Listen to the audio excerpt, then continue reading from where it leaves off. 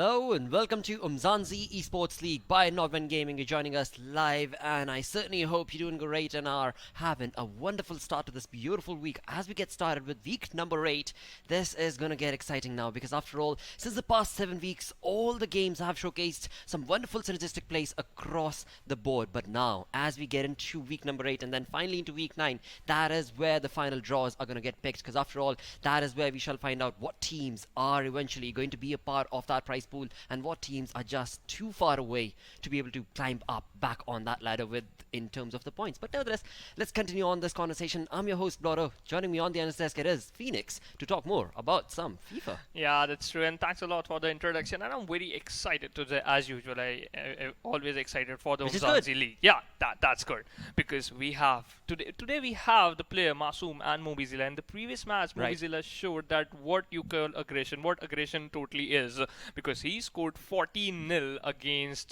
Peace Beyond.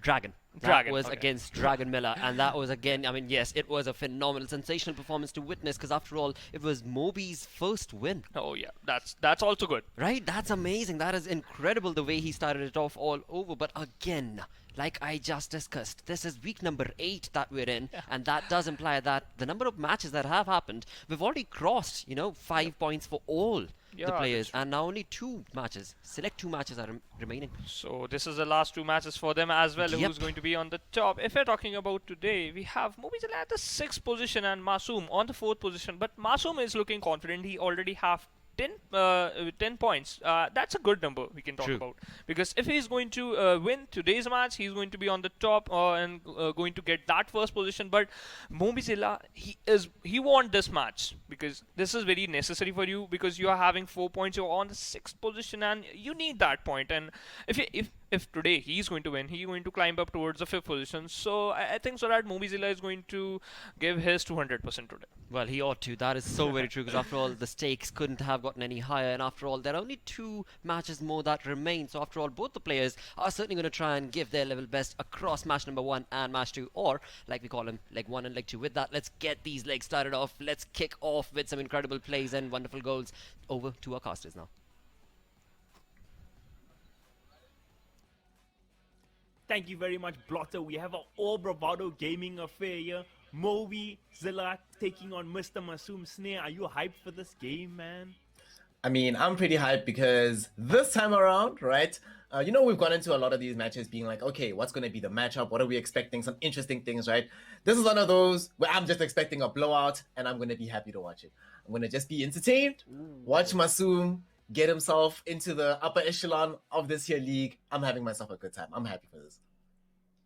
I have to say, Masoom, it's unfortunate we didn't get too many of his matches on stream so far for this tournament, but like, when he plays, I'm hyping right now. I think whenever we've seen him, he's looked super solid. I think against all the bravado people, he has a mental edge on them as well. Besides maybe Divac, because Divac's been a king in those tournaments. So yeah, let's see how this goes for Masoom. I'm super hyped here, and also I believe he's an Arsenal fan, and I'm repping the Arsenal badge again today. So yeah, so it's all good. I'm not going to be biased, but I'm trying to be excited. I'm trying to keep the excitement up. I'm exists. trying to keep hype. I'm trying to keep. No, man, don't bring up Arsenal. Come on, what are you doing? Come on. No. He is better than that, right? You see, maybe that's what he needs to do, is to drop Arsenal. The moment he starts supporting Arsenal, suddenly he'll be at the top of the league, I guarantee. Yo, savage. I think if I was a competitive player, I would never go somewhere wearing an Arsenal shirt. This is like a dirty secret, because you know when they say you have to have a winner's mentality, like go wearing a Barcelona t-shirt or something. You can't go wearing an Arsenal shirt, But as a caster, as a fan of the game, a fan of the beautiful game, I will rep Arsenal forever. I mean, forever. In terms of entertaining games, yes, definitely. I have a feeling that we might actually have a kind of Arsenal type tie here, because as much as we're hyping up Masoom, right, on the other side of things is Mobi, who has not looked the best going into this. Like, went to this, he sort of looked like in the middle of the pack, but now he's sort of looking like he's been performing a little bit below average. And yet again, the competition that he's playing against is extremely high skill. So there's not that much surprise that he's having a rough time of things, but he hasn't really been able to shine all that much. And the games where he's been able to come away with his draws in the 1 win have been in situations where the competition at that particular point in time is experiencing even more problems than he is at that point. Yeah, for me, he had a really good game, I think, against Wasim in the second week or even if the first week, he could have been on the second or third day. He was playing, he had that 2-goal lead, but even that, he couldn't consolidate. Was came back, Metronome came back in the series, he stole a draw. He has not looked as clinical as I would like him to be. Maybe if he changes up his tactics here, maybe he will find a better run of form today. We'll find out as the match kicks off. It's GG, fam. It's GG here. GG, bro. France versus Liverpool. Masoom's on the French side, Nochal. You know how I feel about this particular team. And also, I've been thinking a lot about how we've seen this team show up. All that thought already we're in an attacking position. Ben Yedder. By now, every player has to know that don't allow Ben Yedder to reclaim possession on the corner of the box. He did. Ben Yedder back with possession with the goal. Oh my God. Masoom, 4 minutes in, already with the goal in, not letting this game have any doubt from the start as to what he's trying to accomplish here. Oh, looks like our overlay changed. I think that was Mobi. Oh, was that Mobi? Whoa. Then I'm very impressed. Man has stepped up today. Well, I was saying he does like to play a very high-paced, attacking football. He doesn't like to mess around in the midfield much. He always just goes straight for the through passes and tries to force, looks like at times, but it's worked out successful for him here. So he's got that 1-goal lead already. Let's see if Masoom can respond. I do like Liverpool more than France. I'm just going to say that, hey.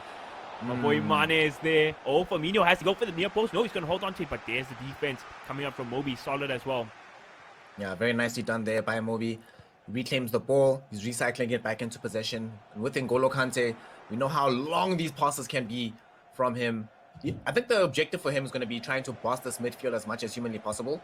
Like, sure, you're always going to have attacking threats coming in from Liverpool, but if you just prevent the ball from ever getting to the Firminos and the Manes, and you don't really have that much to fear against this team, at least if you're playing France, you're not as afraid because your midfield is always going to be stronger than this.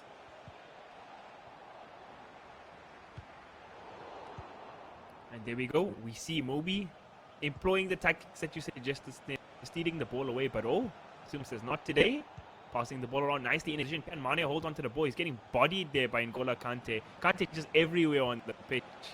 And now, he's gone in a good position. Mane, can he make the run through? Oh, no, he can't. This French defense of Mobi is looking so solid right now. Yeah, he's actually been playing very, very methodically thus far. Just in terms of how he's been positioning his players also. He hasn't been trying to make these aggressive tackles. He's been more focusing on the interceptions, just preventing Masoom from being able to do anything. And now he's back in possession with Antoine Griezmann inside the box. It's obviously going to be a goal near post. Why I love this French team, man. Players, how on earth do you have an attacking squad that has Ben Yedder, Mbappe, and Antoine Griezmann? Second goal already secured. Mobi Zilla. I should have mentioned earlier on that I didn't know he was going to pick France. If I knew he was going to pick France, I would have had a different story. Sneh, you said you predicted a blowout today. I don't think you saw it going in this direction, but man, oh man. Mr. Mobi Zilla, 2 opportunities this game, 2 goals, solid on defense. This is very much looking like a blowout so far. Yeah, he's definitely in a much more aggressive posture. And again, even in defense, he steals the ball in a dangerous position. He hasn't even given Masoom one chance so far, Sneh. This has just been a masterclass from Mr. Mobi. We did see this last week happening where... Passing the ball around nicely in the midfield. Pogba. Might have an opportunity for a goal here. I think it's going to be a goal. A lot of space here for Mbappe. Mbappe trying to make the run in the pass from Ben Yedder. It's good. Whoa. Whoa. That was close. That was close. That was close. This is a good ball coming out. Yeah, this is definitely what's needed right now. Just for a little bit of a reset. We were discussing this a couple of weeks back where you were talking about how it is good to sometimes just pause and breathe and do nothing else but pause and breathe. Now, we do have a cross coming in from the corner. Antoine Griezmann gonna set this up for the short one. It does get tackled out though. Masoom not going to be allowing him to get in the tip-tap passes. He's trying to go for this long end-to-end run with Minamino, but I don't know about this one. There's already a lot of French players that are back in for this. Will he be able to adequately draw back on defense? Does seem so, and he's been forced to recycle the ball back into the deeper part of the pitch. Sadio Mane in possession, gets the through ball through, but was that a miss hit was that defended properly? Let's see. I think that's just a mishit. Yeah, Robert Firmino looking for at least the run back to 2-1, but not able to get it. On the bright side for Masoom, there is a lot of time still left in this game, so we can play it slowly. It's 2 legs still to play. There's still 70 minutes left of this match, so he has time to come back. And we have seen Mobi give away leads, like when he played against Wasim the last time. So yeah, opportunities are here for Masoom, but looks like Mobi wants to make the play gap even bigger here. He was going for the opportunity with that 3rd goal. Doesn't end up happening though. And this might be one of the few opportunities available in this game for Masoom. He's going on the counter attack. Being shut down though, Firmino can't find a way through. Between Varane, N'Golo Kante, and Lenglet, Masoom is having an impossible time breaking through these French defenders. And now, because Mobi already has control of the game, 2-0 up thus far, he doesn't have to rush things in the dying moments of the first half. He gets to pass things around a little bit, try to find the perfect opportunity. This does leave him a little bit vulnerable to counterattack, but what do you think of the strategy? Do you think he's a little bit too premature for this? Should he try and attack more? On the side of Mobizilla, you're asking me, Sneh? Yeah. I don't think so. I think he's playing the game absolutely perfectly fine right now. His game management seems to be good. He's been solid on the defensive end, which is the most important thing right now. And Masoom looking for that cross in the middle. He still has the ball, Sneh. Yep. Not able to get completely dispossessed. We saw this with Unfazed and how difficult it was to beat him, where every single time you dispossess him in the box, he still reclaimed possession. So Masoom trying to adopt the tactics of the newly minted GG man after the transfer was completed today. Still has the ball, Masoom on the edge of the box, but again, Varane. What a tackle. Yeah, Mobi has been absolutely stone cold on defense so far. Hasn't even wavered or even given a hint of that. And now we'll have a chance once again to put himself up 3 if he wants before the end of this first half. And he's in decent position right now. Yeah, he's trying to get it inside the Griezmann. box. Oh! The through pass into Ben Yedder, but Fabinho was positioned nicely. Okay, it looks like he's a little bit more wise to these pass plays from Masoom. He's not allowing himself to be completely taken off guard by these anymore. Still though, not able to do anything on the opposite side of the pitch, but does seem to have been controlling more his defensive side. Does get the ball through to Minamino, looking for a way to get this into the box. A lot of French players, and what a surprise! N'Golo Kante takes the ball away just as you're about to make an attacking play. And it looks like Mr. Mobizilla will be able to end this first half with a lead here. 2 goals up already. He's going to play it slow. He's not going to force anything here with his last minute remaining there. Ref should blow the whistle. That was definitely very impressive. Wow. Actually, if you had... This was one of these things where if you just covered the names of the players, asked me who's playing who, I would not have chosen, based on their performances up until this point, there's no way I would have chosen Mobi. This has been so crisp from him. He's honestly making Masoom look not like a bad player, but a player that's not at his level. Because Masoom is a really high skill player, being kept completely, like he's not able to attack really. His counter-attacking options are always shut down. His defense, that's where he's been able to show his most spirit, but that's primarily off of the recovery and defense, because the few mistakes he made earlier were exploited super fast. It's been a pretty rough one for him so far. Yeah, no, that's a very good point you make. Like, it's not even just about how clinical Mobi's been in front of the goal. He's been controlling the match. Like, the possession's 50-50, but there's been not a single chance from Masoom so far. But that could change here. Firmino in a decent position in the box. Can he get a shot off? But so many defenders around him, and he's going to be dispossessed there. Ball stolen away. Mobi, what a beast on the defensive end. Actually, more impressed by the defense than the offense, actually, at this point. Yeah. It does seem to actually be a recurring trend for us, right? Across the UMZANSI League, where the defensive plays is what's become much more highlighted. Because it's like we've been saying, goal difference does actually matter, especially when you have aggregate across legs. Now, though... The thing is, these guys are also good, right? You know they can put away those crackers when they have the likes of Griezmann's and Mbappe's in front. It's who can keep their composure. And, ooh! Masoom almost going to concede a 3rd one there if that pass made it through. You wanted composure, my friend. There, you just got to see it. He made sure to hold off. There was a second opportunity, and he might have conceded a goal. He's trying to get one himself right now. Finally able to get Minamino onto the... Oh, that's near the touchline. But no opportunity to get it into Sadio Mane. Very sadly, this does seem to have been the story of Masoom's game. Minamino gets the ball into the final third, and then gets instantly shot there. But even if you look at that play right there, right, I don't think it's Masoom's fault. Like, there's just no space, no players to pass to. Like, he's getting closed down every single gap. Mobi's seeing this game on, like, another level right now. And his attack looking great once again. He's got the triangle running. Ooh, the pass doesn't make it to Mbappe. It was like I was watching 2010 Germany, the way he was passing the ball for that play. Oh, man. That's some good memories. Some good memories. Nope. Shout out to Barcelona for helping to revive some of that nostalgia in recent times. Oh, man. And Masoom had space, but even that got stolen away. This must be the depth of frustration right now. He's literally tried everything. Every tactic that normally works in FIFA 20 to be able to succeed at scoring goals. He has made attempts with this and gotten himself nowhere. Now suddenly he's looking down the barrel of a third goal potentially. Antoine Griezmann back in possession. Ooh, the back pass does get stopped out.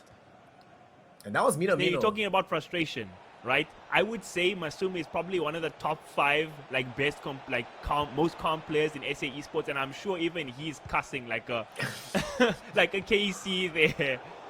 Yeah, man. Oh, almost with the through pass there, but look at the defense, man. The defense from Mobi. Not one single gap in 66 minutes. I don't believe what I'm seeing here. Where was this Mobi weeks 1 to 7, my friend? This man right here. If he'd been playing like this the entire time, he would have been number 1. Or at the very least, tied for number 1 with Unfazed. But now he's going for an opportunity for another run. Doesn't end up making anything happen from it. Still, though, like you mentioned, he's not stressed, right? Because as much as it might be the case that Masoom generally is the one that has high composure, he's the one that's under pressure right now because he has to perform, right? He knows he has to be scoring right now. Mobi, he can, if the rest of this leg and the second leg goes goalless, he is completely okay with this. That's right. He's going to get the 3 points here regardless if the status quo remains the same. But he's looking to add to the goal tally. It seems like Griezmann has a lot of space, has friends coming forward. Where's he going to pass this to? Benyeda. Going to hold on to the ball for now, sending it to Mbappe. Ouch. Mbappe goes for the shot and Mbappe gets the goal. Sensational stuff from Mobi right now. My, oh my, it's a 3-goal lead now. To make matters worse, before that goal was scored, in the runner play leading up to it, Masoom already realized he was in trouble. He tried to queue up the pause just to buy himself a moment. But that's actually the worst one, right? When you pause to try and breathe, but in the process of that, they score against you. Now you're like, damn, I can't just take a breath to try and recover the game. I'm so much more behind. 70-something minutes into the game, there's very low opportunity for him to draw this out, let alone grab a victory. But he still can't afford to not play his best because, like we've been mentioning, goal difference makes a difference. So he has to still try and claim at least one back, because if you go into a second leg 3-0 down with a Mobi in this kind of form, I don't know, fam. It is a super rough position to be in, and this first leg isn't even over. There's still about 26 minutes left to play. Oh, never mind. 16 minutes left to play. My maths was a bit off there. You did slow maths instead of quick maths. Yeah. That was in Dota we call that NA math. And now Masoom playing it slowly, sending it back to the midfield. Chamberlain holding on to it right now. Masoom has a decent chance here. Could he go for it? No, he held on to it. He tried for the turn, but Firmino gets blocked in. This time, he can put it away. That's 1 goal back, Snare. There we go. Oh, man. Looks like a lack of concentration from Mobi there for a minute. Yeah, like Mobi sort of switched off. That run didn't really seem like he was challenged as much nearly as he should have been on the side of Masoom. So Mobi will be kicking himself a little bit for that one. You know, because a 3-goal advantage is way better than a 2-goal one. So he's not super happy with himself. But as long as he still keeps himself calm, he should still be able to walk away with the victory here. But he definitely has made the overall leg harder for himself. But shout out to Masoom, finally able to put himself on the board. But more than that, this must be a sigh of relief. Be like, at long last, for sure. It finally happened. Like, you're gonna try it now for another goal? Any player... Ooh! That was close. Wow. I don't think any player wants to ever go into a second leg being 3 down. I mean, we have seen people in like the FIFA E-World Cups and such make those comebacks, but nobody wants to be in that position, right? But this time, being 2 down, definitely a mountable climb, right? That is... It's just a normal comeback in FIFA, but Mobi has a couple of minutes here to try extend his lead if he can. Can be making the run here with Pogba, sending it to Kingsley Coman. The first time I've actually seen Coman on the ball like do something this match. I mean, how Yeah. often do you see France winning when Coleman isn't the guy making plays? It's actually pretty crazy. It's been feeling like the last couple of weeks, though, the standout French players have been, especially Mbappe and N'Golo Kante. We see Mbappe, that cross. That was a bit of a Dragon Miller play. There's still a chance for a shot. He's gonna go for it. No, Kante. Well, Okay, it was ambitious. Edge of the box volley with N'Golo Kante, but if he scored it, I would have lost it. That would have been so epic. yeah, but then I'm sure after you do, it's one of those things where, you know, sometimes you try to go for those volley shots, and then you see the player you had in control, and you're like, yeah, I know why I missed. He's trying to go now for the final shot. Last play of the game, potentially. Whew, but Masoom prevents it from going 4-1 up. He maintains the 2-0 lead. So he's going to have the last say in this game, or not? Yeah, I know it's going to be him. I don't think we're going to get another goal, though. So I think thus far... Yeah, no, we're still gonna get blown now. Yeah, there we go. That was a surprising but good game. That was amazing to watch, honestly. That was definitely a fun game of FIFA. No debate there. I think the end, I was a little disappointed in Mobi. He literally played a perfect defensive game of FIFA. And then after the pause, he's like, man, I don't feel like playing anymore. And Masoom got a freebie in a way. Yeah. But I think for Masoom, this is going to make the second leg a lot more interesting. Nobody wants to come back from being 3-0 down going into the second leg. But 2 goals is like, man, this is bread and butter. I've won from this position so many times before. Let's do it again, you know? Yeah. I'm excited to see how he adapts, right? Because for me, the crazy part was the fact that Mobi only conceded that goal off of him switching off effectively and making mistakes. The way he was playing before that, he wouldn't have conceded that goal, right? So we saw the full match. We saw it ended 3-1. We saw that more opportunities still ended up going in the direction of Mobi, right? So Masoom, how many tricks does he realistically have, like in terms of complete game style overhaul, if Mobi stays this way, right? Because I think what we're seeing right now has been the biggest the Achilles heel for Mobi, is that lack of consistency, right? Where leg 1, sometimes he looked amazing, and then the second leg, he's just not the same player. He's fallen apart or whatever, conceding 3-4 goals. So if we get Mobi from match 1 into leg 2, I think we have a Mobi victory. But we don't know if we will. I was just about to say this. There we go. I was just about to say, I was like, the thing Masoom needs to do is change teams, and that's what he's done. I think a France versus France matchup will be... No, not change teams, my friend. On Pick its France. own snare. And now, we see Osman Dembele in the white kit playing the ball around quite nicely. Oh, already a change-up in style here. Nice passing. Pogba has a lot of space. Going to send it to Ben Yedder. Ben Yedder trying to make that pass to Mbappe, but he was just too heavy on the touch. But what? Is this going to go in? Hello? What? Hello? Okay, it missed. If that went in, I would have been in shambles. That would have been like Arsenal level defending, honestly. Yeah, had that gone in, that's the moment where you literally just be like, well, I guess we're all packing up. We're disconnecting controllers. Switch off the PlayStation. We're done now. I'm very glad that wasn't the first goal of this game right now, because we deserve better, and we're gonna get better perhaps with these passes coming through. Mbappe has possession, putting it to Griezmann. Ben Yedder inside the box, not able to finish the final shot through though. But already we do see that. I don't know what's Ben Yedder's. Sorry to cut you off this. I don't know what Ben Yedder's actual strength stats is in FIFA, like off memory. But man, oh man, he just seems so strong on the ball whenever he has it in the box. Kingsley Coman. Oh, at the back pass. Is he going to make it to Mbappe's feet? Yes, he does. Mbappe goes for the shot and he gets the goal. Masoom. Wow. Doesn't even out the series, but he makes it just that much closer. It's a now 3-2 aggregate. Well, we've got a game on our hands now. Because as much as it might have been... Look, Mobi scored in 4 minutes in the previous game, right? Then he scored the second goal by like 20. But I am telling you that he is sweating much more from this one goal than Masoom did for the 3 that was scored against them. Because now we're back in spitting distance. One goal is all that separates them. And we still don't have a real offensive display right now in the second leg for Mobi. He's keeping things here in the midfield, but I really like this change of pace from Masoom. It really feels, you can actually feel the pressure that he's applying with these players. There's pretty much no pass that Mobi's able to make freely, unlike in the last game, where it kind of felt like he could do what he wanted until he tried to make an attack. Stay, you know how much I hate agreeing with you, but I feel like France has literally changed the dynamic of this game for Masoom so much. Like the way he plays with these players just feels so much smoother. Although he did have the momentum of the last goal as well, so let's not get too much credit to the team and rather to the player here. What a lovely ball. Osman Dembele, oh, he gets this possessed. Solid defense from Mobi. That was so nice. That was beautiful. That was a clutch steal. Dembele had so much space to play with there. And we'll also see that the threat from both wingers is being very prominent here for Masoom. So that's going to make life a little bit more difficult for Mobi. In the previous game, it really felt like Mo Salah actually had zero impact in that game. So he was relying pretty much on Minamino to make any kind of wide runs. Even Sadio Mane wasn't able to get into as many forward positions as possible. This time around, though, keeping things much more tight. And look at this defense. He's going to have to try and keep this in somehow. Dembele does manage to do so, but no successful pass. So there will not be an equalizer here in the second leg.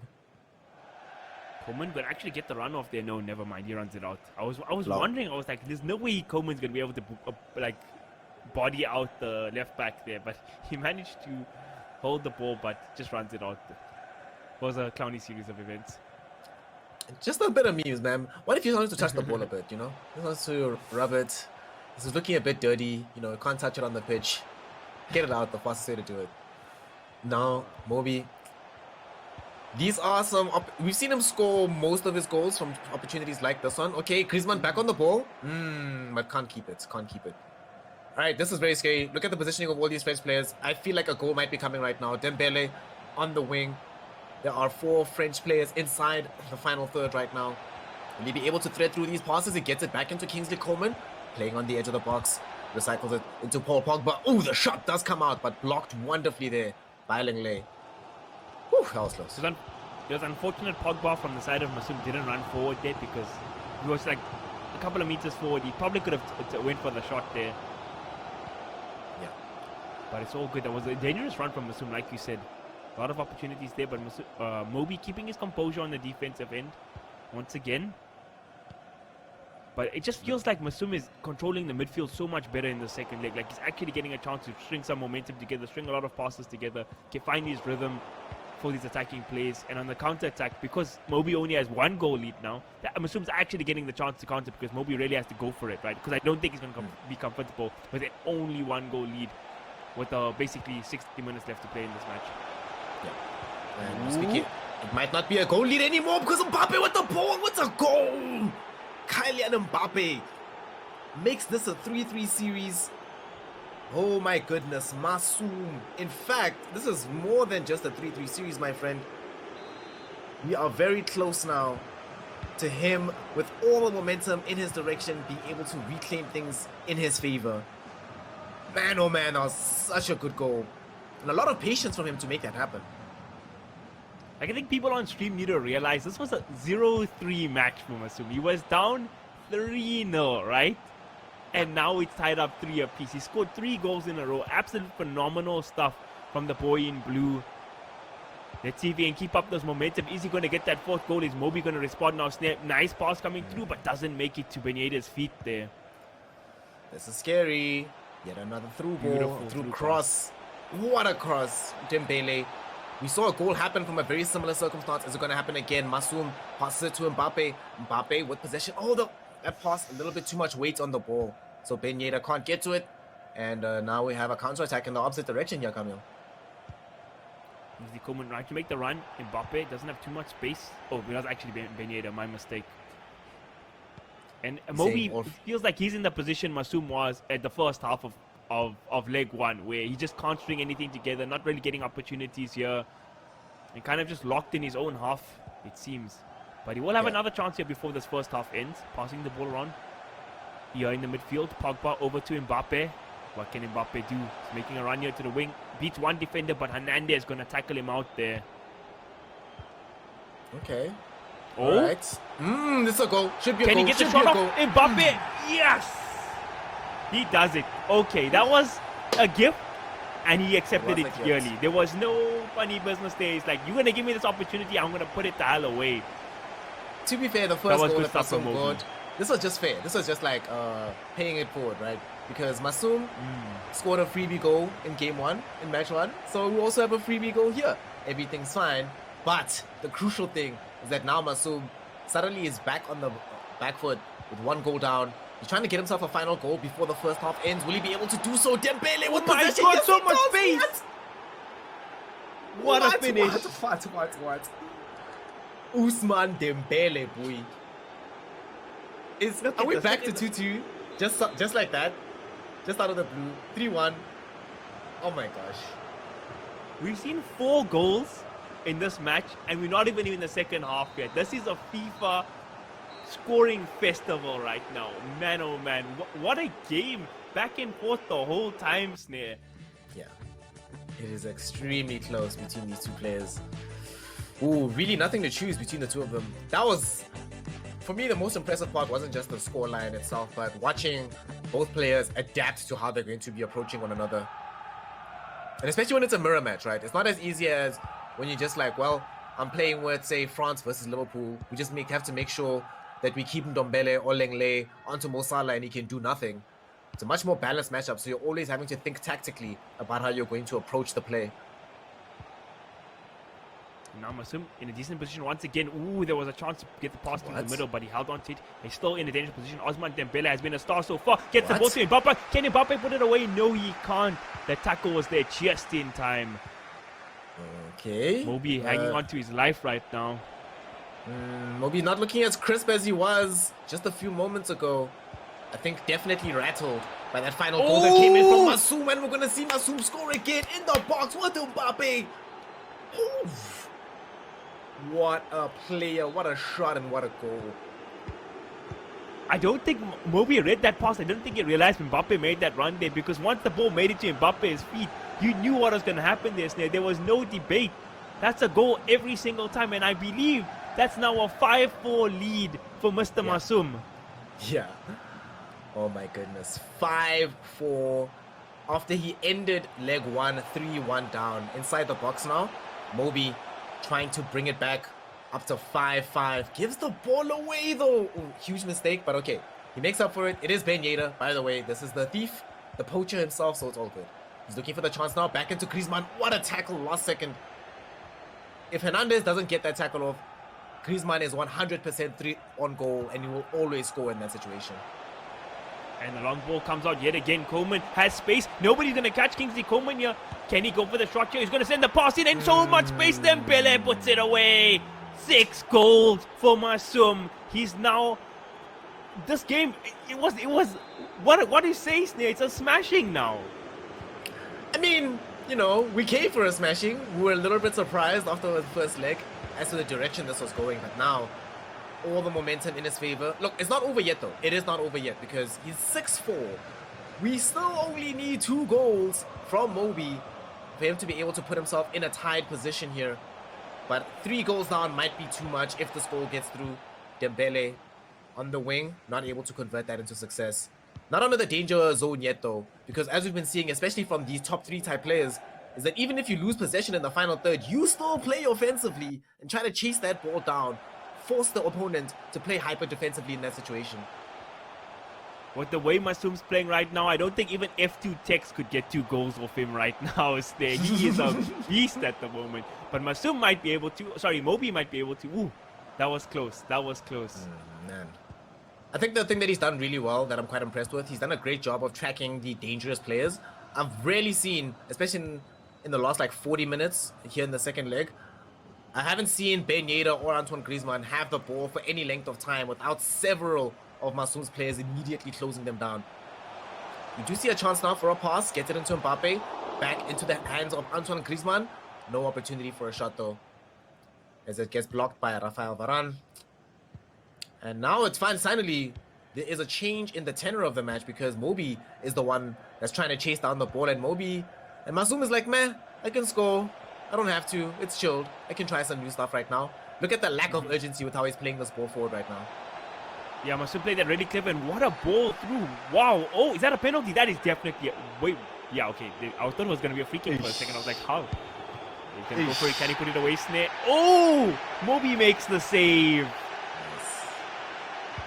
We want to keep us entertained, fam. And with this cross coming through, the save will come out from Hugo Lloris.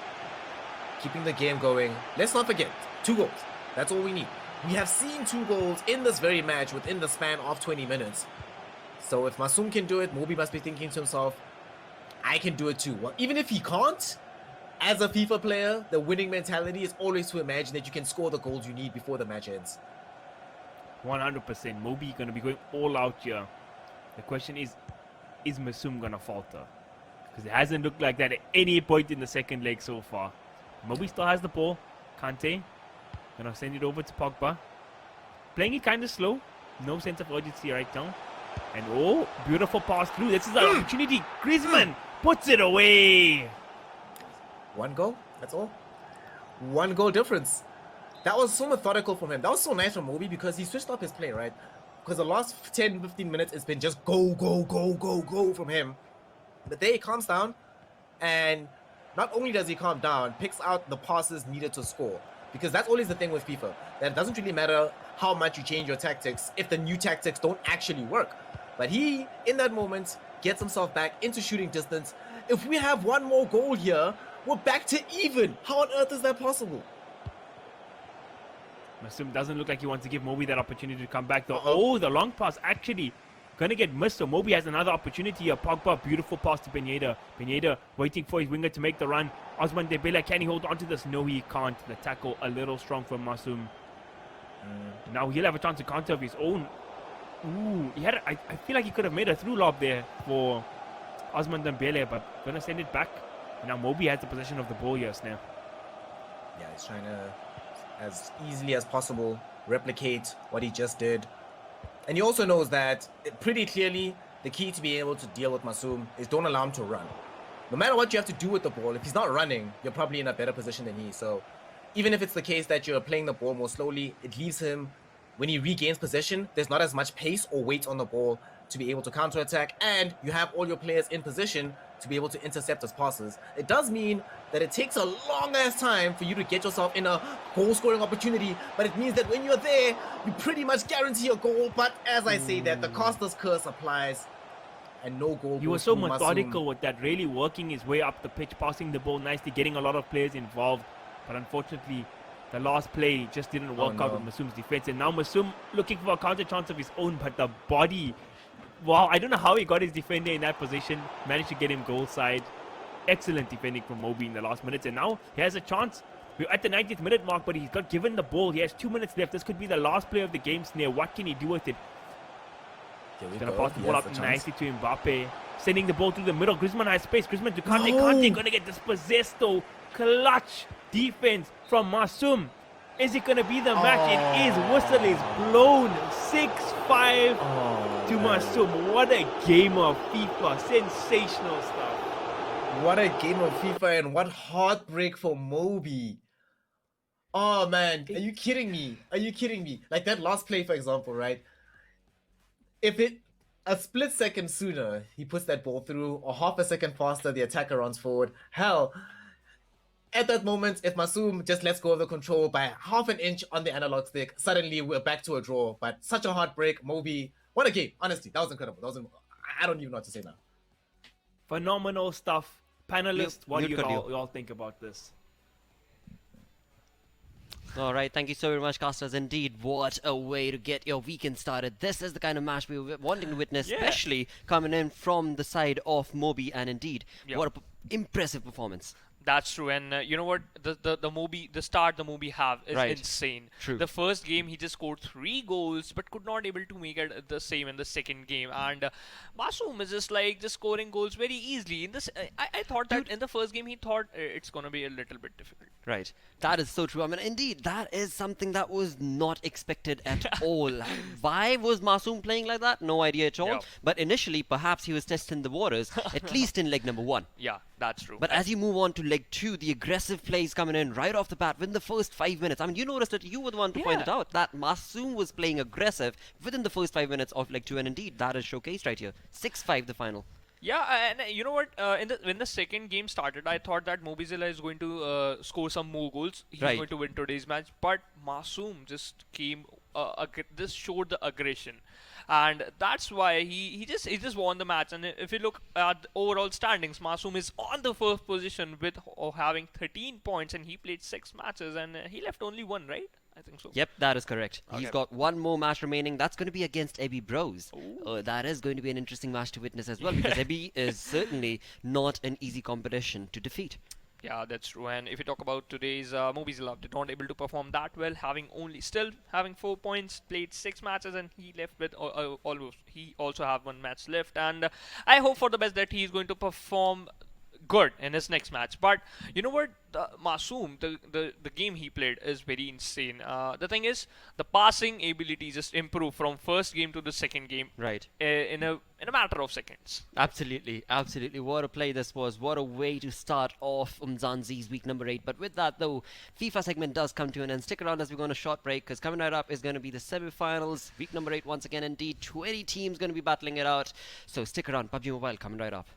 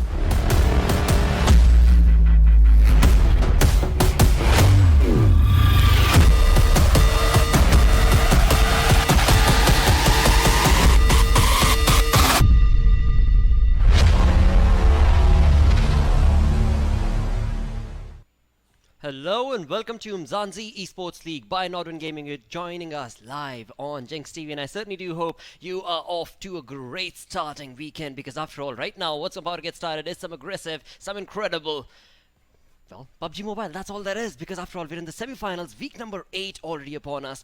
All the teams have showcased some wonderful synergistic performance, but now, this week and next week is the only times that these teams are going to get, because after that, well, some teams are going to get relegated. With that, of course, let us quickly get more in conversation with the analyst joining me. It is none other than Bane. Fix this. Welcome back. Thank you so much, and I'm so excited about today's games, because not only do we have the 2 classic maps of PUBG Mobile, but a revamped Erangel 2.0. Dude, that is going to be a game changer, I think. Yeah, Certainly absolutely. going to be a game changer, but along with that, another game changer that Umzansi is bringing, of course, is the 1 million rand prize pool that we're talking about. Season 1 and 2 combined, 1 million rands. You heard that right, and indeed, in that, you're looking at PUBG Mobile individually having a prize pool of 493,000 rands. Incredible, Bane.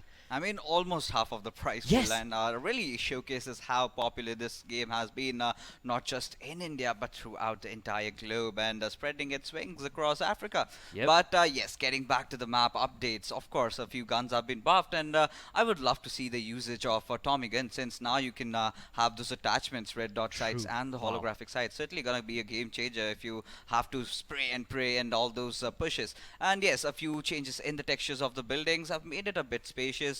You can defend it really well, and a few locations like prison that Right. has been completely revamped. It's an entire compound right now. You also have the Milta power compounds that are also, Wow. being revamped, and so a lot of changes have been made. So I'm really excited to see some new drop locations by the teams this time around. Absolutely, dude, because last week, that is week number 7, we indeed witnessed Team Vibe taking Yeah. not 1 but 2 chicken dinners last week. This time around, oh, not only that though, last week was the first time in semi-finals that Godsent Yeah. was able to get their chicken dinner as well on Miramar. Yes, absolutely. It was long overdue, because we do know that Gods and Temper, being the dominators right Yep. from the start, had almost had a setback in the semi-finals, but they've picked themselves up, and I'm pretty much sure they'll be qualifying for the finals. But we'll have to take a look at the standings and Oh, yes. recollect all the action that had happened last week around. Dude, and within that, you of course have the unique gameplay coming in from Team NFX Unique during the semi-finals has been spot on every single time, pretty much. And of course, with that, they are on number 1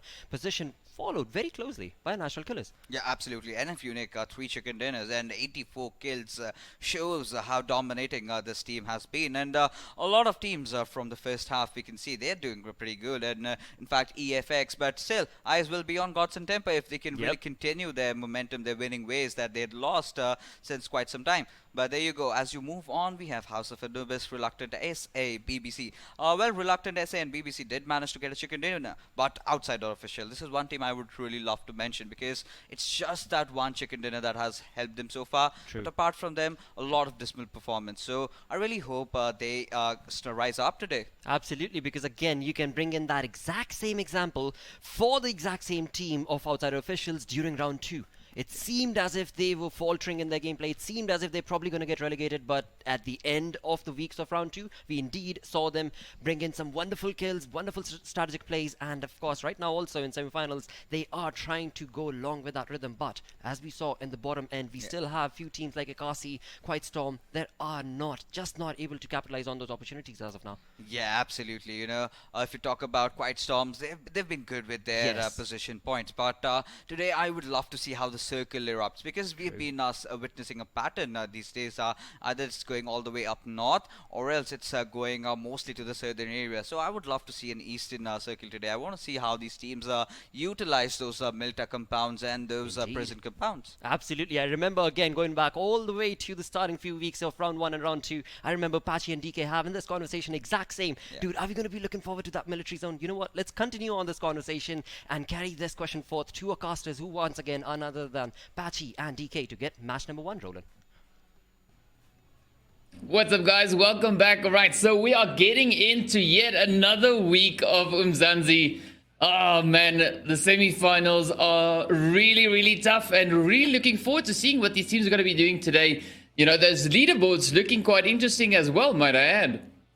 Yeah, yeah, absolutely. Leaderboard's looking very interesting, but I mean, as our host mentioned, everything's looking super, super interesting. I mean, Erangel Yeah. 2.0 definitely going to be a huge part about how things move Yeah. on into this one. I mean, the question could be raised, are the teams going to feel super comfortable on this one? Because now there's a couple of things on the map that might just catch them unexpected. They've only had a couple of days now to really get the practice in for all the changes that have happened. And, well, maybe it might just might change things up. Maybe give some teams an opportunity to try and get themselves some points and move their way up that scoreboard. It's going to be interesting to see what's going to happen. As they've mentioned, we've had a big update in the game. A few things have changed. So now we just wait to see, how that affects the teams and how they've, how they're going to implement the changes that we've seen in the game. It's nothing major, some of it being cosmetic things and so on. But I think either way, it's going to make for a very interesting evening. We're going to see a lot of action. And of course, as they mentioned, we are playing on Erangel 2.0. So, yeah. Still the same names across the map, which is good. But I mean, everything is just looking ever so much more, it's just looking better. So I'm really keen and really excited to see what's going to happen and where these teams are going to go. And hopefully we'll see a bit of a change up for the players from Oxy, Inkosi, Quiet Storm, and Citizens. This is their final week to try and bring a bit of a change to that leaderboard. So let's see, will they be able to get that done? Well, fingers crossed, hope that they can get it. And of course, then also see whether the players there from Team Unique, Gun, the Natural Killers, if those top 3 teams will be able to increase their lead even more so. Yeah, I think for those sort of questions, I mean, the biggest ones we're looking at is who's going to get relegated, because those teams at the top, they might just be fighting for the spots, the extra points and whatnot, but what really comes down to the wire now in these last couple of weeks of the league is going to be, who gets relegated, who's going to be finding themselves in that unfortunate spot. And, well, that question will be answered very, very soon, because, we've only got a couple of weeks left, I believe. And, well, this evening right here is going to be one of the chances for the teams to put those points on the board, for them to just get themselves up the leaderboard a little bit, try and keep themselves out of that relegation zone. And I mean, it all starts with where that flight zone goes, where that zone drops, and how the teams get playing, how much they put those shots in and get those points going. Yeah, no, definitely looking forward to the map. And, well, the game has started. As you can see, of course, we have that flight path that's bringing us in all the way from the Nova crates and making its way on up straight over towards Saverny. So some pretty good spots there for the teams to drop down into. We're just now waiting to see which locations these teams are going to rotate up to, and then potentially who's going to be the first team to bring us this early game action.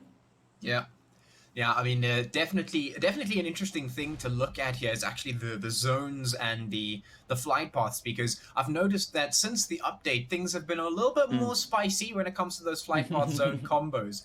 And in the previous league, then in Inkosi, we were having some very, very crazy things happening. So I'm interested to see if that continues, if we see some very crazy zones really start to get the teams moving on their toes a little bit, because what I definitely like to see coming out of the next couple of games is very, very difficult gameplay. I don't want this to be easy. I want these teams to really have to put the work in to get those points.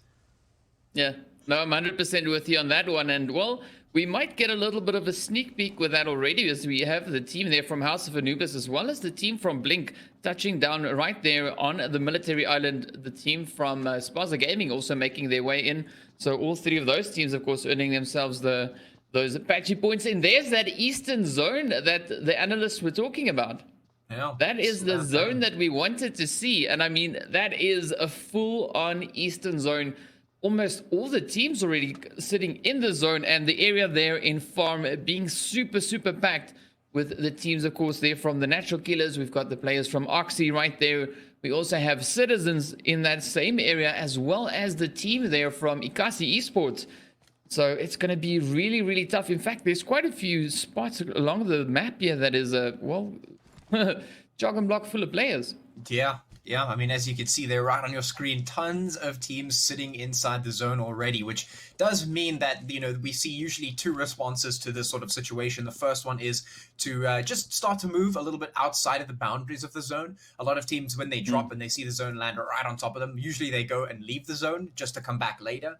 Just because they can start utilizing some of the points outside of the zone, just making sure they get some extra loot, making sure they're good, and then getting back inside. That's a good response. Another one is to just sit where they are, stay put, Not my favorite response, to be honest, because that means less fighting, but it is definitely a valid response to the situation. You can sort of just sit comfy. You don't really have to do anything. You can maybe bump yourself up a couple of slots. But the other one that I'd really, really like to see, and the one that's, is maybe going to potentially make a huge difference, is some teams like to get active. They like to start moving around, and as soon as they've dropped, as soon as they got themselves looted up, they know there's maybe a team nearby. They want to go for the shots. They want to go and see if they can knock that team out super early, and that's what I'd like to see. I'd like to see some really, really good fights happening very, very quickly. Well, you might just get that served to you on a golden platter. As you can see, the teams all right here, so close together. We've got the team there from Vibe and the Outsiders, just making their dance around here, right on the outskirts of Razok. So, well, yeah, it's very likely that we'll see that action, of course, now moving in, and the remainder of the Vibe team all the way down over in school and the apartment buildings. We're just waiting to see where these shots are going to go. The teams are actually quite spread out, taking into account that the zone has given us that hard shift over towards the eastern side. So who knows? We might see the action, but there we go. Bob already putting those first few hits in right over towards Vibe.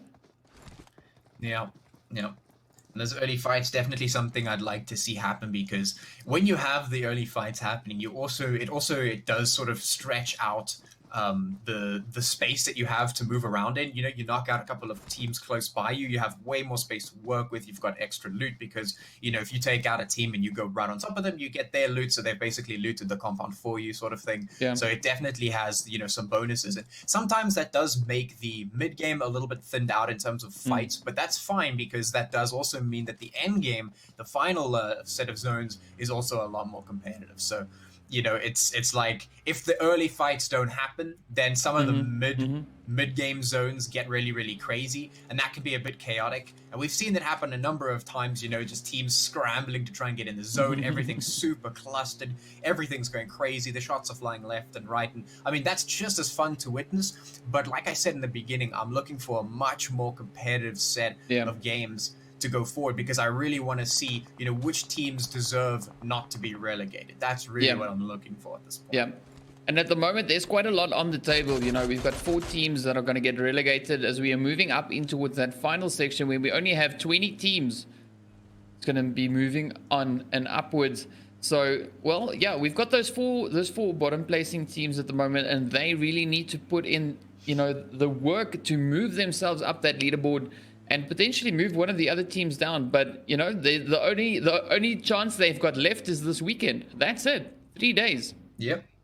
6 more matches. And, well, whatever they can't accomplish in these next 6 days, that is pretty much that, So it's a bit of a do or die situation. And, well, I'm really looking forward to seeing if these teams will, in fact, be able to do that. And, of course, as you were talking about, the competitiveness of the zones and so on, that is definitely the case, because the teams have, they've realized that they are actually working towards something much, much bigger.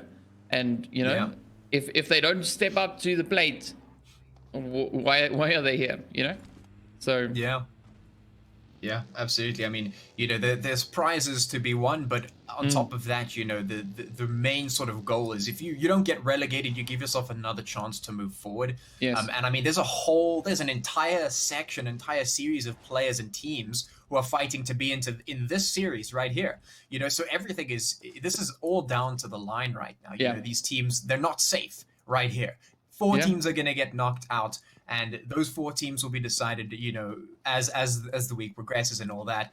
And I mean, that's really it, and we're working towards a huge prize at the end of the day. I mean, these teams have been putting so much work down on the board, so much in these last few weeks to get where they are, to make sure that they're giving themselves a chance for that prize. Because I mean, we're talking huge prizes, and not only that, but I mean, at the end of the day, you have those bragging rights as well, and that also works for you. You get some eyeballs going for yourself, and I mean, you get invited to the next series. So I mean, there's big things happening for all these teams, and none of them want to drop. No, you don't want to give away anything basically for free at this point. You want to make sure everything is competitive as possible. You're putting your best in, giving your all 100%, and you don't want to get taken out early either. You want to make sure you're playing smart and you're landing your shots. So We'll see if that does happen. Of course, the blue zone now is moving in slowly but surely, closing up, moving those teams in towards the east. And I'm interested to see where the next 2 zones drop, actually, because that's going to be a very indicative sort of, indicator, I guess, of what's going to be happening for the match. Yeah, the indicators are usually quite indicative, but well, let's see. Hopefully we won't find ourselves with a water zone like we saw in in the Inkosi one. Oh, well, no, never mind. No, that well, let's see, because we've got that zone moving up, and there is a potential for that zone to move on to the side, and move on over towards the water's edge. So hopefully, I hope for the players. I hope for the players' side that the zone kind of stays on the land and doesn't go into the water, because that really, really complicates things. But, well, we are looking at quite a few teams now busy making that rotation up in towards this eastern section as you were talking about. And, well, we got the outsiders just passing by the team there from Mikasi as they now head on up in towards zone, heading straight up towards Odyssey, who we have just in front of them. So let's see, maybe they might bump into them. Vibe also still with them. Man, this might really, really turn into a super interesting, set of events. We can also see the players there from Sparza Gaming now moving up from that southwestern side. But Vibe now just tapping those hits away at Igasi as they now just come into zone.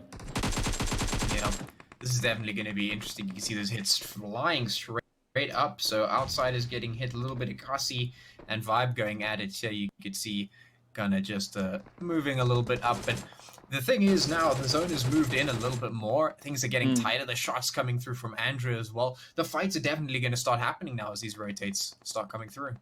Yeah, no, 100%. And we'll see those the fights just going on. I mean, there's so many spots where you can see the fights actually breaking out. We've got potential down in that southwestern side where we've got the players from Quest now just rolling on into zone. We've got Oxy right there with them. House of Anubis as well. Just a little bit to the south there, we've got the players from Tempo. We've got Gun, we've got BBC, and of course some more players from Quest in that section. And of course we've got the players here from the Outsiders, Vibrant, and Ikasi battling it out over here. If we go to the central part of the zone, we've got EFX, we've got the players there from the Natural Killers, as well as Odyssey, Reluctant. Man, yeah, there's gonna be so much action. Yeah, I like the fact that we've got this eastern zone that we were talking about in the analyst desk as well. With the changes to sort of some of these areas, Milton and whatnot, definitely going to be interesting to see how the players adapt and move around it and start to sort of play in this area. I mean, you could already see the teams are getting very centralized, so they still have those core, instincts, I guess. But yeah, we'll see if it works out for them. We'll see if they can change very quickly up to the sort of changes we've got going here on the map. And we'll see how they adapt to it, and we'll see where the zone drops as well, because that's also going to be a big element. Yeah, and I Envy, in fact, now busy putting quite a few hits in towards the players there from Tempo, as you can see in the kill feed. But Ikasi now also getting hit by the Outsiders. So Andrew coming in with that DP, just tapping away, getting those knocks in. Well, we are sitting on 19 teams, and I'm pretty sure we started with 19. Yes, there we go. So all the teams are still here, still in play. We've only said goodbye to a handful of players, that of course being 4. So, I mean, we're going to see these numbers just keep on dropping as the zone keeps on flushing these players and pushing them forward. And we'll see now what the players are going to do with, as the zone, of course, then progresses. There wasn't a major shift between the previous zone and this one. As you can see, the blue zone's still in place. So not a lot of shifting there, but who knows, the game sometimes gives us a little bit of a surprise and, throws in a hard shift. Yeah. That might be interesting to see what these, and hopefully the teams will then kind of, act accordingly. So, let's see how this goes. Yeah, I mean, a hard shift would be really, really great to see, because at this point, it's really good to see that we still have 19 teams on the board, because that means every single team right now is taking this 100% seriously. Like, they are not getting themselves taken out early. I mean, we've had some fights. I mean, after the first zone, the fights were happening. There was some stuff going on, but the fact that no one's been knocked out yet, none of the teams have been taken out, is meaning that, you know, these teams are really, really doing their best to stay alive in this one and do their best. But what's really going to be the change up factor, the switch up factor, is going to be if the zone goes somewhere crazy. You know, it does a hard shift everywhere somewhere else, and all the teams have to start rotating. Well, up in the north is going to be where the zone is, so we're going to be seeing these teams rotate up. This is where the fights are going to start to happen, and this is what is going to decide who goes out, who gets back to the lobby. 100%, and this is where we're going to see quite a few teams getting taken down. I mean, there's so many of them that now need to rotate up in towards that northern section. But this is also where the Natural Killers, Odyssey, EFX, Reluctant, the Dragons, and Quiet Storm can really capitalize on their current position. You know, already being in that zone. But we'll see whether or not that is the plan or the approach that they take for this round. Yeah, I hope it is, because one of the nice things is just waiting for the team to come to you. You know, you can kind of just sit there. You don't have to go hunting for anyone because they'll all be coming to you. That's some nice knowledge. Hopefully they use it. Well, yeah, we're just waiting to see, because I mean, if these teams can capitalize on that, they can really start raking in those kills, you know, and getting those additional points that they so badly desire. So, well, the zone is about to get super packed. Wow. Yeah. How happy am I now that I'm so happy now that I'm sitting in the observer slot and not one of the team slots. Yeah. Well, the fights are already happening at the moment. A couple of them in towards the middle of the zone, actually, but a lot of them now down towards the perimeter of the zone as the teams start rotating on up. You can see Gun here on your screen with Vibe just off in the building. Oh, and a Gren gonna come in, do a little bit of damage here. Vibe just trying to respond to a Gun. So let's have a look and see how this fight unfolds. They're just prepping themselves for the fight to happen, but there's a couple of teams surrounding them, so they need to be very, very careful for those third parties. Yeah, Blink and the Citizens also moving in. Well, Blink, in fact, just rotating past, but Citizens, you can see just off in the distance there, keeping a watchful eye on the fight, you know, trying to decide whether or not they should engage or maybe just keep their distance. We see the team also from Spaza Gaming just rotating off the edge. Oh, man, but it is going to get so tough as all the teams now just start pushing in. You can see those shots coming. Gun taking out the team there from Vibe. Well done. Here we go. Yeah. So we see some of that aggression now coming in. You know, the team stepping up and turning up that aggression and the pain. And, well, making it super hard for all the contending teams. You can see Gussie also just up ahead, putting those heads in. The players here from Blink trying to find those heads. Oh, it's great to see Gussie stepping up. Will they be able to get it? This is tight. The Gren comes in. Ooh, there it is. Kasi feels it. Oh, come on. Oh, and he clutches it. President. Wow. Full knocks the whole squad.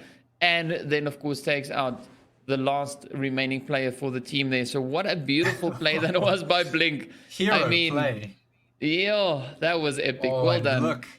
Look at the zone shift as well. This is perfect. All the way down to the south now. So we're going to push the teams down once again. We're going to start to see the team numbers reduce. But I mean, the fact of the matter is we still have 17 teams. That's not many teams getting knocked out. Only 2 teams being sent back to the lobby so far. Everyone fitting themselves inside the zone, trying to stay alive as long as possible. And it's been working for them so far.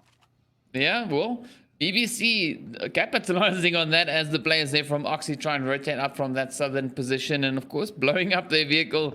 So stopping them kind of dead in their tracks. Well, all the other teams now just rushing on up. We got INV pushing into that central position. We got Oxy, of course, now just trying to make their way on up into a zone. The players from BBC just up ahead of them, trying to gatekeep them and just to prevent them from moving on up into the zone.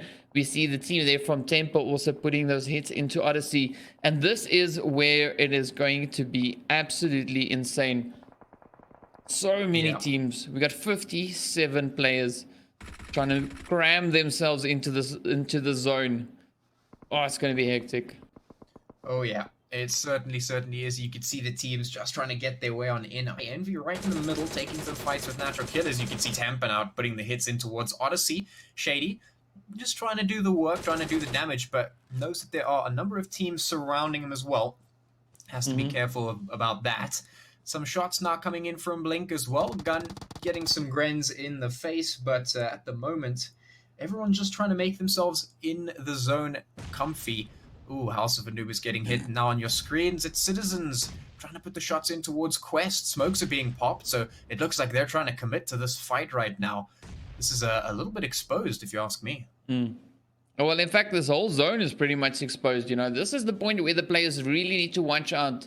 They need to keep an eye on the surroundings, because seeing that we've got such a high number of players and teams in the zone, and there's not a lot of hard cover to really capitalize on, the teams are really putting themselves in a fairly difficult position. And once you start engaging with another team, you of course open yourself up to another team that could potentially come in with those third-party shots.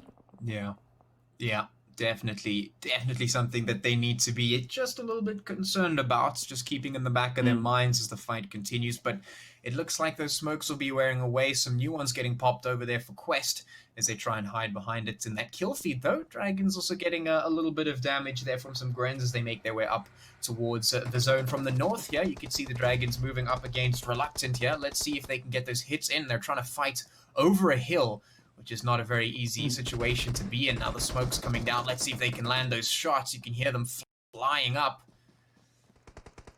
It's going to be a really tricky one, because we've got the players from Sparza Gaming, of course, just off in the distance, so they could potentially, get those hits in. But Reluctant really positioning themselves in a fantastic way. They're using that little bit of a cliff that they got right in front of them there as a shield. And, we got the remainder of the players, of course, using that ridge as they now rotate out to the side and really using that in their favor to get those hits into the Dragons. We'll see whether or not it pays off, as they wanted to. But those shots just coming in, the Dragons taking hit after hit, those nades just flying all over the place. Oh yeah, this is gonna be tight. Reluctance now fighting here in this little trench that they've got going. The Dragons taking a couple of bits of damage there. Blade is knocked, of course, and now Nero has to make something happen here. Very low on HP, so Reluctance in a great position, down all the way off in the little shack over there, so not going to be able to do much in the kill feed. You can see tons and tons of players getting hit here, and that's because the zone's only 400 meters across, and we've got 47 players still left trying to get their way on in there. Well, we're seeing a few hits now coming in from House of Anubis, and the players there from Oxy just putting the fire into the team there from Temper. Temper, in fact, now left with only one. Flacco, the last remaining player, he's now just trying to battle it out in the blue zone as he's about to get ready to move on in, but Pronto takes him down. So well played. Beautifully done. So there we go. Yet another team getting sent into the lobby, and Reluctant still just trying to hold on to what they've got, trying to see if they can find those hits and, put in the damage that they can to the Dragons. Yeah, we also have Quest moving up against the Citizens as they start to rotate. The southern portion of the zone looking very, very tough right now, and Reluctant still trying to take the shots against the Dragons. The Dragons looking like they're straggling just a little bit. Dan trying to heal himself up, and Blade as well, just trying to get themselves ready and prepped at the moment. You can see all the teams moving in towards the zone. Everything is very, very tight right now. Everyone's just trying to fit themselves into this very small space, and the numbers are dropping one by one. Players are falling left and right. Blade gonna fall. Maestro gonna hit the deck as well. Dan very low. Nero also very, very low on HP, and of course being sandwiched here by Spaz and Reluctant. Not the greatest spot to be in, especially with that blue zone making its way up. Yeah, it's going to be absolutely insane, and you can just see those shots. But one thing that I'm looking forward to, though, is this zone is closing in on Prison. It's, it's starting to move on up, and we'll see with the next shift if it continues to move in that direction. But the shots there from Smitty now just coming in straight towards the Dragons. Wait, sorry, Dan getting taken down by the blue zone. So we've got Nero now, the last hope for left. Reluctant still there. They haven't left yet. We see a few shots now between BBC and Odyssey also in the kill feed coming in. So BBC just taking out the team there from Odyssey. Reluctant now getting ready to move up there. Ooh, there we go. The Dragons get sent off into the lobby. So we are now down to 9 teams. Some more shots, of course, still flying up from Blitz. But what I wanted to say about the Prison is if the zone moves into that compound, it's going to be very interesting to see what these teams are going to do with that position. Ooh, yeah. Oh, there we go. Yeah, Yeah, that zone is just being a little bit weird, like it always is. It goes all the way off to the west. It's got a little bit of the compound in, just a tiny corner, but the rest of it just wide open spaces, ready to just give these players an absolute challenge. We have 9 teams remaining, 24 players left, and they're all just hiding here behind what little bits of cover they can find. And of course, Reluctant here. They've been here for a while. They're trying to take down the players from Spaza here. Oh, Smitty going to take quite a bit of damage here as he tries to put the hits in. His teammate's going to have to try and come in for some help, unless they want to just take down a Spaza themselves, which I don't think is the best idea right now. But one thing they have to keep in mind is that 4 seconds blue zone starts to move up, and that's going to be quite a difficult spot to be in. The zone's only 200 meters across, so these players really need to fight for that real estate now. Yeah, and it's good to see that we've got the players there from the Citizens Quiet Storm. You know, they've managed to make their way on up in towards the zone. Yeah, they've battled their way in, and it's great to see that comeback from the teams. And of course, Spaza Gaming now just trying to find their way up into the zone. They've just rotated into that northern side. We've got Reluctant right there behind them, still just tapping away. And what's interesting about this section is, yes, we've got a few compounds here, but just towards that western side, it is just a hilltop, you know? And it's going to be super interesting to see how these teams are going to utilize this, because we've got guns sitting all the way over in that southerly section of it, and Envy, as well as the players from Citizens and the Natural Killers, are still in prison and slowly but surely trying to make their way on up just to the edge of that zone. You can see Maniac here testing out whether or not he can get up onto that roof. Well, the answer, as we could see there, is no, you can't make it that high. But oh, those shots are still just flying in, and this is an absolute slaughterfest. You know, it's so brutal, so many teams so close together, and a lot of them quite exposed. Yeah, looking super tough. You can see BBC, they're just struggling to keep themselves in this, as tons of teams now surrounding. Of course, INB here, just, well, Maniac doing a bit of jump spotting here through the little gap in the roof there. Nice little strategy, actually, to get a bit of information up over that hill. But that zone is moving in, it's pressurizing all these teams closer together. Citizens off, just moving up towards INB, trying to keep themselves in this. And the shots now flying left and right. Quiet Storm not going to be feeling very happy in this one, as the blue zone comes in, ruthlessly taking him out. EFX sitting nicely in the middle of the zone, gun just off to the side, but Shad is now moving up towards INV, so INV just need to deal with him, because they are looking in a couple of different directions. Can they make it happen, though? BBC not going to be feeling that one either, so the shots definitely coming through. I'm curious to see where we're going to see the players from the Citizens end up. You know, because we have the team there from the Natural Killers, Vile, of course, being the last one left. They're sitting in the top 3, so it's a pretty comfortable position. You know, as well as Gun, they don't have much to worry about. You know, they can always just add in more kills and more points to make that lead even more so. Yeah. But I'm really curious to see what it is that Shad there from the Citizens is going to be able to do. You know, will he be able to make it all the way up in towards that final circle and get top 3? Because we only have 5 teams left. 2 teams need to fall for Citizens to move on up into that position. So, I mean, I've got my fingers crossed, because it'd be really great points-wise for the Citizens. You know, making quite a bit of a change there to that leaderboard. And in fact, our teams that we had sitting at the bottom, they've actually put up quite a performance in this round.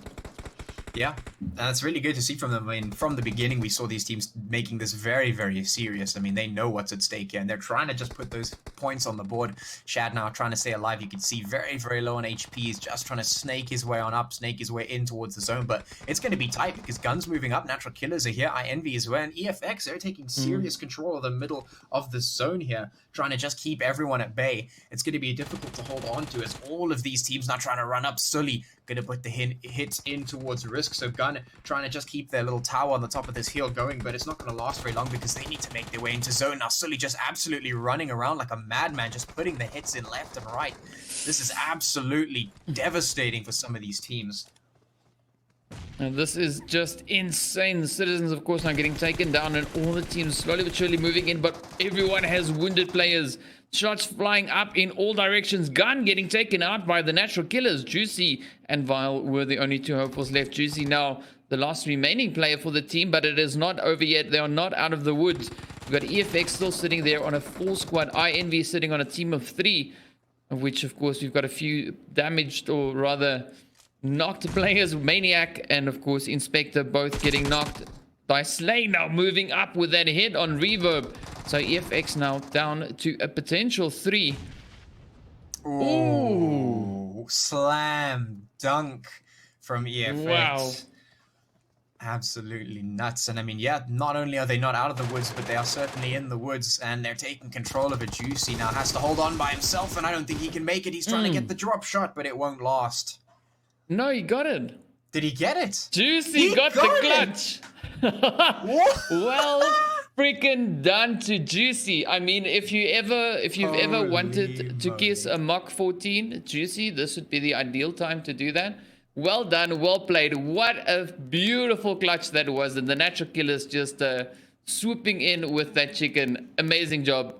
That was absolutely fantastic. That was nuts. That was absolutely... I honestly, I did not think he was going to get that. And then suddenly, in like a 1v3 or something stupid, he just gets the hits in. He gets the drop shot in. He wins it out. Well played. That is a brilliant way to start the evening off. So I'm super, super keen to get into the next one. And I guess on that note, let's hear what our analysts have to say about that one.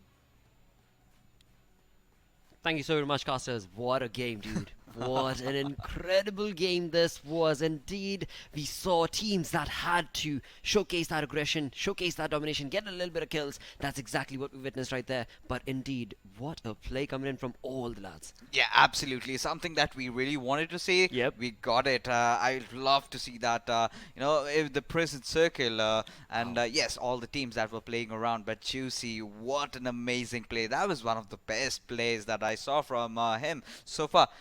Initially he got that one knock with the MK. That is good, but what he did later, Exactly. the way he clutched down 2 players, that last moment, he just prone down at the last moment. So all the shots that the opponent were firing Exactly. just went back, and he just clutched it out. And even I was confused for a second, but the last moment when he just stood up, Right. that's when I knew that the lads clutched it out. Damn, I mean, this is incredible. This is sensational indeed. Because after all, I mean, this is something that during the cast was mentioned as well. I was not wanting to bring it up on day 1 itself of week 8, but indeed, it is true that a few of these teams are not going to be able to make it on to the next weekend. Because after all, this is the semi-finals final weekend. Yeah. And of course, a few of those teams like Inkosi, like Quite Storm Esports, they this time around, as we moved on into those final 4-5 circles, that's where we noticed in the kill feed, a lot of them were popping along the other teams. Yeah. But how big of a difference is that going to make? Well, let's wait for that leaderboard. I am excited. I'm really, really intrigued as to, are these teams going to be able to get along or not? Yeah. Even I have the same question, but still we have 5 more games to go. Yes. And if all these teams kind of step up, I would not expect chicken dinner. But if they can get those 5 or 4 kills and get the 10th position Right. and have a few decent kills in every single match, be consistent, maybe they can just qualify. Absolutely. And again, after this match, this was a wrangle, of course, 2.0 coming in. And as we move on along to match number 2, it is going to be Miramar. Yeah. Where last week it was Godsend that were able to clutch a chicken dinner. Let's see if this time around, are they going to have that same exact sort of a gameplay. With that, we're going to go on a short break. Coming right up is going to be match number 2 on Miramar.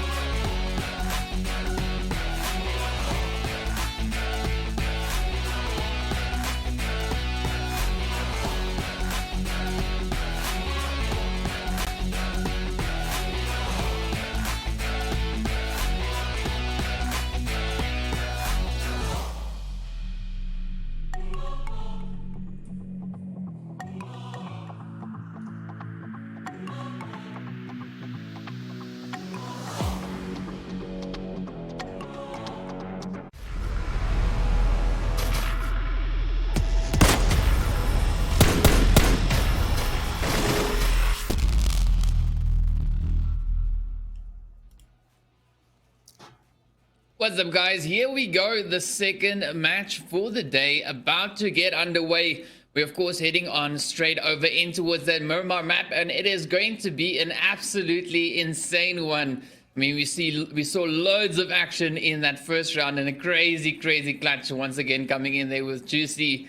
I mean, fantastic play. And, well, I'm curious to see what it is that's going to happen in this match. You know, we're moving up into a much larger map, a lot more space in between the teams and the players. And, well, yeah, we can only hope for some exciting things to come from this. Yeah, absolutely. A great way to start things off for that previous one. And, well, I'd like to see, well, what I have seen, at least, is that the teams are very competitive about this one. They know what's at stake. They know what they need to do. And, well, they're doing their absolute best at doing it. We saw some serious placements from a lot of the teams that need to get some points. So hopefully they can continue on doing that. And, I mean, this map, it's Miramar. It's super big. But, I mean, we've seen the teams get very active on this map. We've seen a lot of great, you know, crazy kills and whatnot coming in here. I mean, last time we saw, obviously, Temper, they did a good job of taking the win here. But the question is, can they keep that up? Because now that the pressure is on, now that the teams know that they really need to put a foot on the gas all the way down, it's going to be way more competitive. At least I hope so. So, I mean, it's really up in the air who takes this one. Yeah, it's definitely going to be an interesting one, you know. It's good to see the map change up, and it changes up things a little bit for the teams. You know, they got to apply different strats because it's a different map, you know, different locations, different drop spots. So I'm curious to see what it is that the teams are going to be doing. And as you mentioned, you know, we had Temper getting the chicken dinner last week. So maybe we'll see them again play it in such a way that they can get themselves up into that chicken position once more. Or will we see one of the other teams move in? You know, we've seen some pretty good performances from the teams coming in that previous round. And that was really great to see the teams just stepping up, you know, and putting in the action, putting in that work to get themselves, you know, the points that they need. So, well, hopefully that's something that continues onwards into the next match. And, well, yeah, I'm still waiting to see, you know, what the players there from Inkosi, Quietstorm and Citizens, as well as Oxy, is going to bring us. You know, I'm looking for those shots because they've been in those bottom 4 spots for a little while now. All right. And this is one of the last few chances they've got to move out. So now what I'm hoping is that, you know, they'll put in that performance. And like the analysts were mentioning, they don't necessarily need to get the chicken. They just need to get enough kills. Yeah. You know, get enough kills, get a decent placement. And in doing that, they'll be able to move themselves on up out of that relegation section. And, you know, maybe you kick a few other teams down into that section. So, yeah, this is literally one of those do or die situations. And I'm really hoping to see a bit of a change up. Yeah, absolutely. I mean, definitely 100% agree. You know, getting those kills is very important. I mean, it is pretty much the separator for a lot of the top spots. I mean, when you look over the last few weeks and, you know, over the last series as well, it's the big thing, the big differentiator is always the points. I mean, yeah, if you can get the chicken dinners, that's great.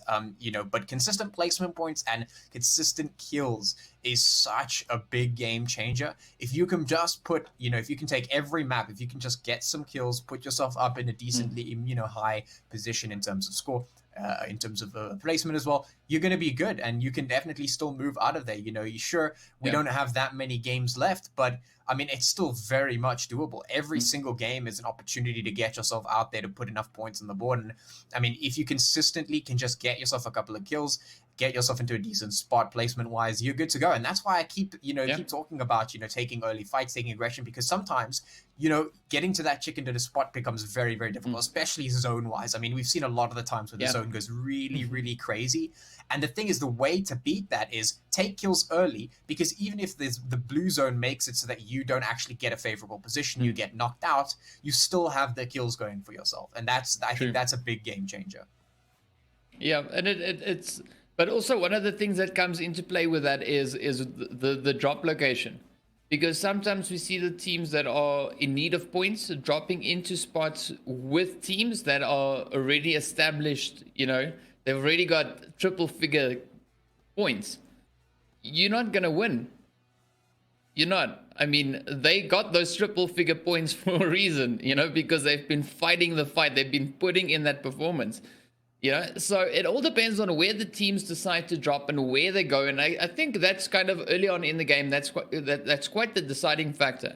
Because if you go up against a really, really tough team, you can't really expect to do much unless, of course, you can pull a rabbit out of your hat and, do some and have some magic happen, Yeah. But the likelihood of that happening, I don't know. I'm not 100% convinced.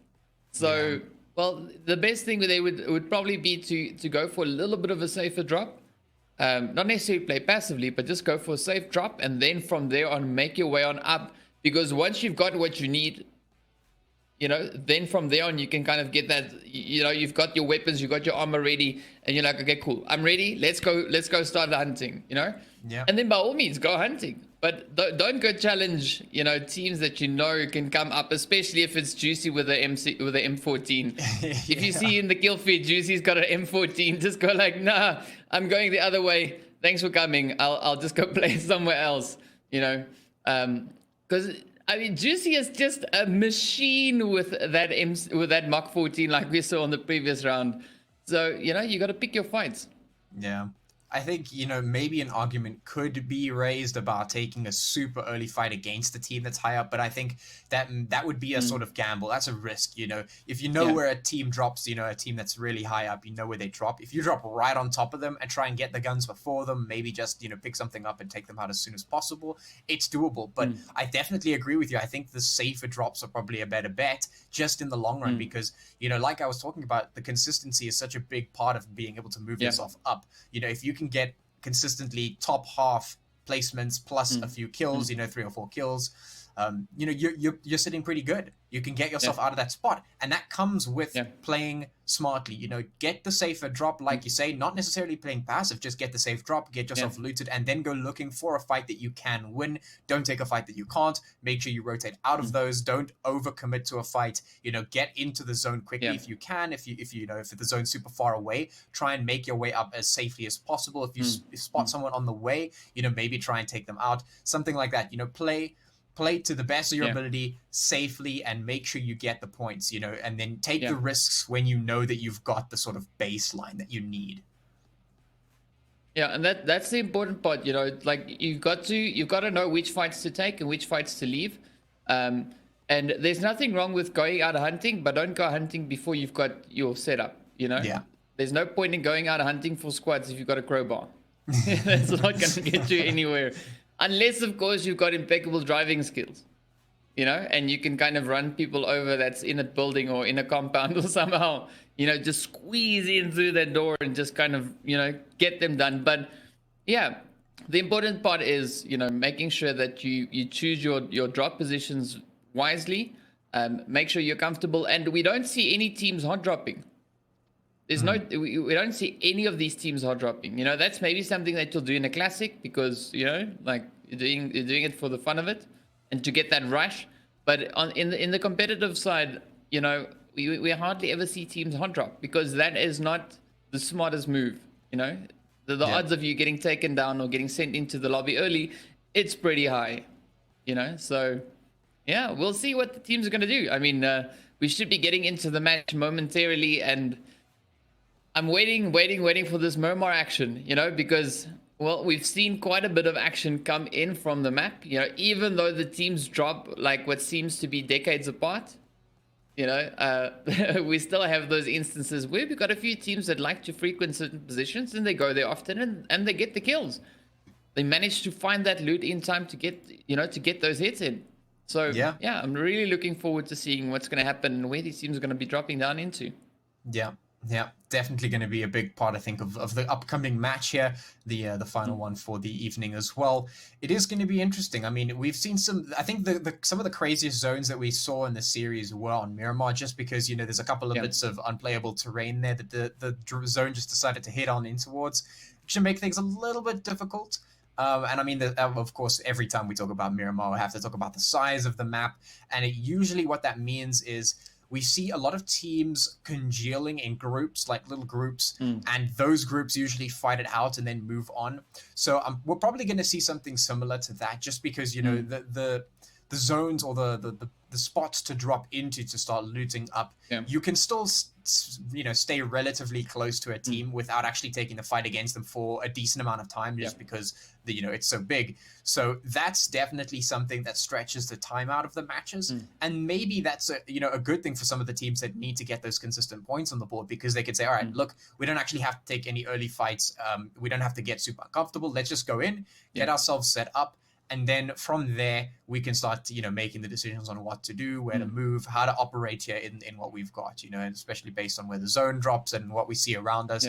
And they can just play a little bit more slowly and wait for something, or not necessarily wait for it to happen, but sort of keep an eye out for the things that are happening around them, to pick their moments, to pick the opportunities.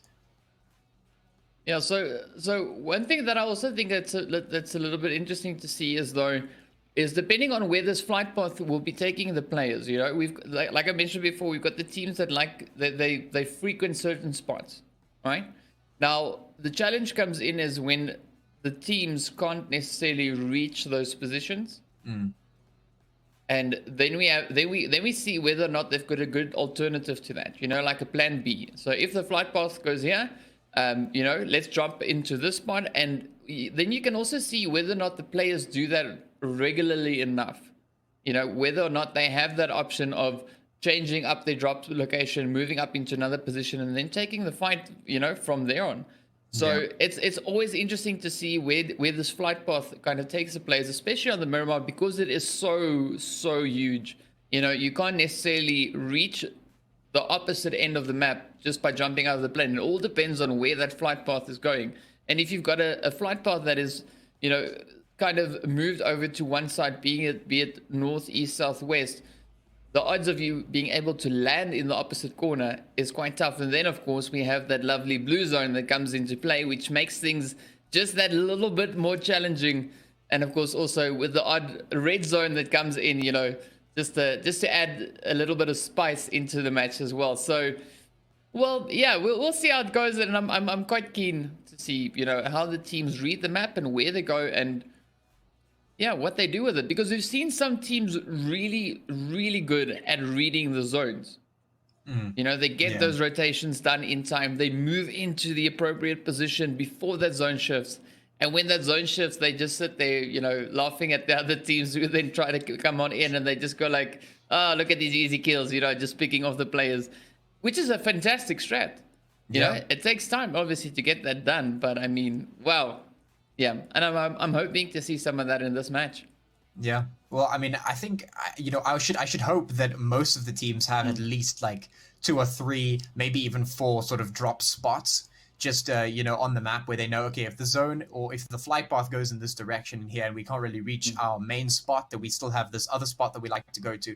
If we can't reach that either, or if we see maybe it's a bit too congested, we have another option to go to. So at least like 3 spots where the teams are comfortable dropping, where they can sort of work around the environment and react accordingly. I think that's probably a good setup, and I think if you don't have that, maybe you should just look at getting one of those, because if you have more options, you make it easier for yourself. If you know how to play in 3 or 4 different places, you can say, all right, cool, we like dropping here, it's our most comfortable spot. But if that's not an option, we still feel good pretty much in any of our other spots. We can still take the fights, and that means potential for more placements, potential for more kills. You're just feeling a lot better going into the game. You don't feel as awkward, because I know how it feels when you want to drop into a certain spot, the flight path is not going there, and now all of a sudden you're out of your comfort zone, you have to try and go somewhere else, and it just doesn't feel good, and the whole game you're just feeling a little bit awkward, and that can really impact performance. So yeah, I mean, like you say, I'm very interested to see where the zone lands, where the flight path is, of course, and how the teams respond to it, and what we see here for our final match here on Miramar.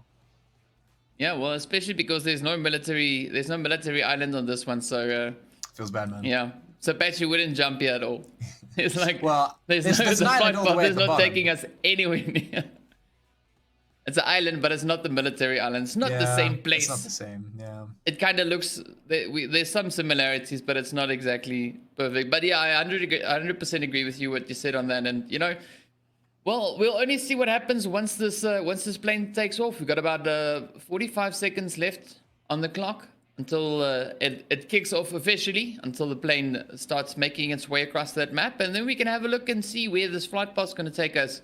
and then we can move on up into that early game action, which I'm pretty sure we will get enough of, especially looking at the caliber of the teams that we've got playing in this one. Yeah.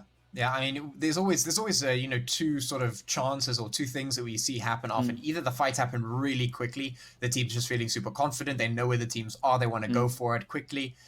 Or, like we saw in the previous one, it starts a little bit slow because the teams, they're just getting a feel for what's going on because they don't want to go out early. They know that if they take the early risk, they could potentially get themselves knocked out. And I mean, that is pretty much the name of the game. We've seen it where some of the teams, they get a little bit too, you know, movie early on and suddenly they get knocked out. And it's like, wow, this is a top tier team that could usually get the chickens in this one. How did they go out first, you know?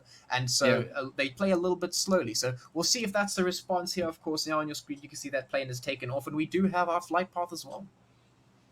Yeah, there we go. So it's taking us all the way in that southern section of the map there, as you can see, coming in from Impala's side, and of course heading over to just south of Val del Mar.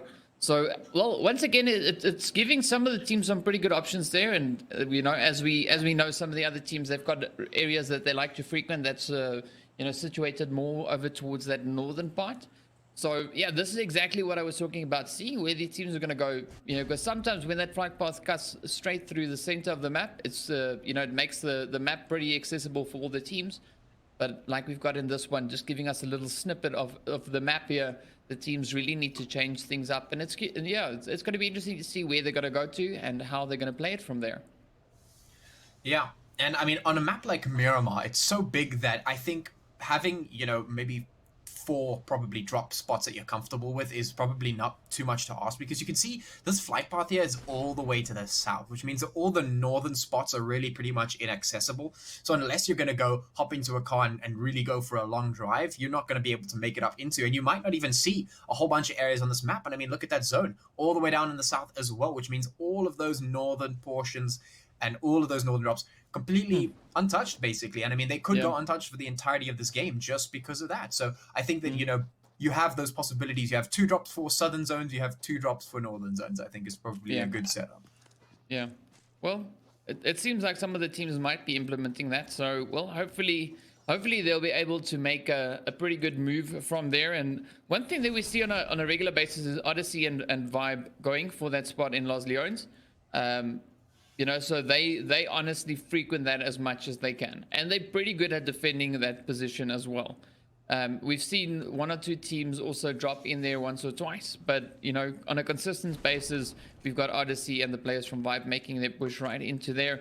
And the remainder of the teams, of course, now trying to find their position up in the north. We've got the players there from Unique and Oxy, also, of course, also quite close together.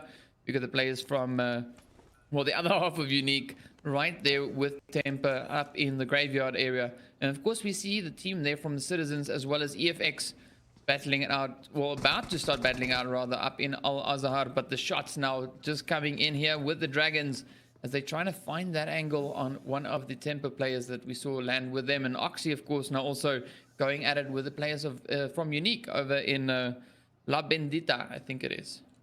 Yes, La Bendita. Yeah, so it's nice to see that we do have a couple of just, you know, teams in close proximity to one another, which definitely means that even if the fights don't happen right this moment, they still have the chance of happening, you know, over the next few minutes. And you can already see the shots are flying here. Oxium is definitely looking to put some pressure on, so this is really, really great. Oh, let's see, will they be able to get it? I mean, they put quite a few hits into Unique team. So the 2 Unique players that we had here, they're both pretty much down and out, and off they go. And well, the remainder of the squad now all the way up in towards that northern section, all the way up in Graveyard. So I think it's pretty safe to say that we won't see the other 2 Unique players, you know, reaching on up towards Skydo here and getting that resin. Yeah, no, that's definitely out of the question at this point. It's done and dusted. Yeah, he goes out. Oxium take their 2 kills. They collect in on that one. I mean, that is pretty much that. You get some early frags in, no real pressure, no threat from the rest of the team because they are split up. So pretty much 2 free kills there. And, well, we actually have the Citizens with EFX up in Azhar also just taking some early fights, which is really nice to see. So they did drop very close, and here comes some early shots straight on through.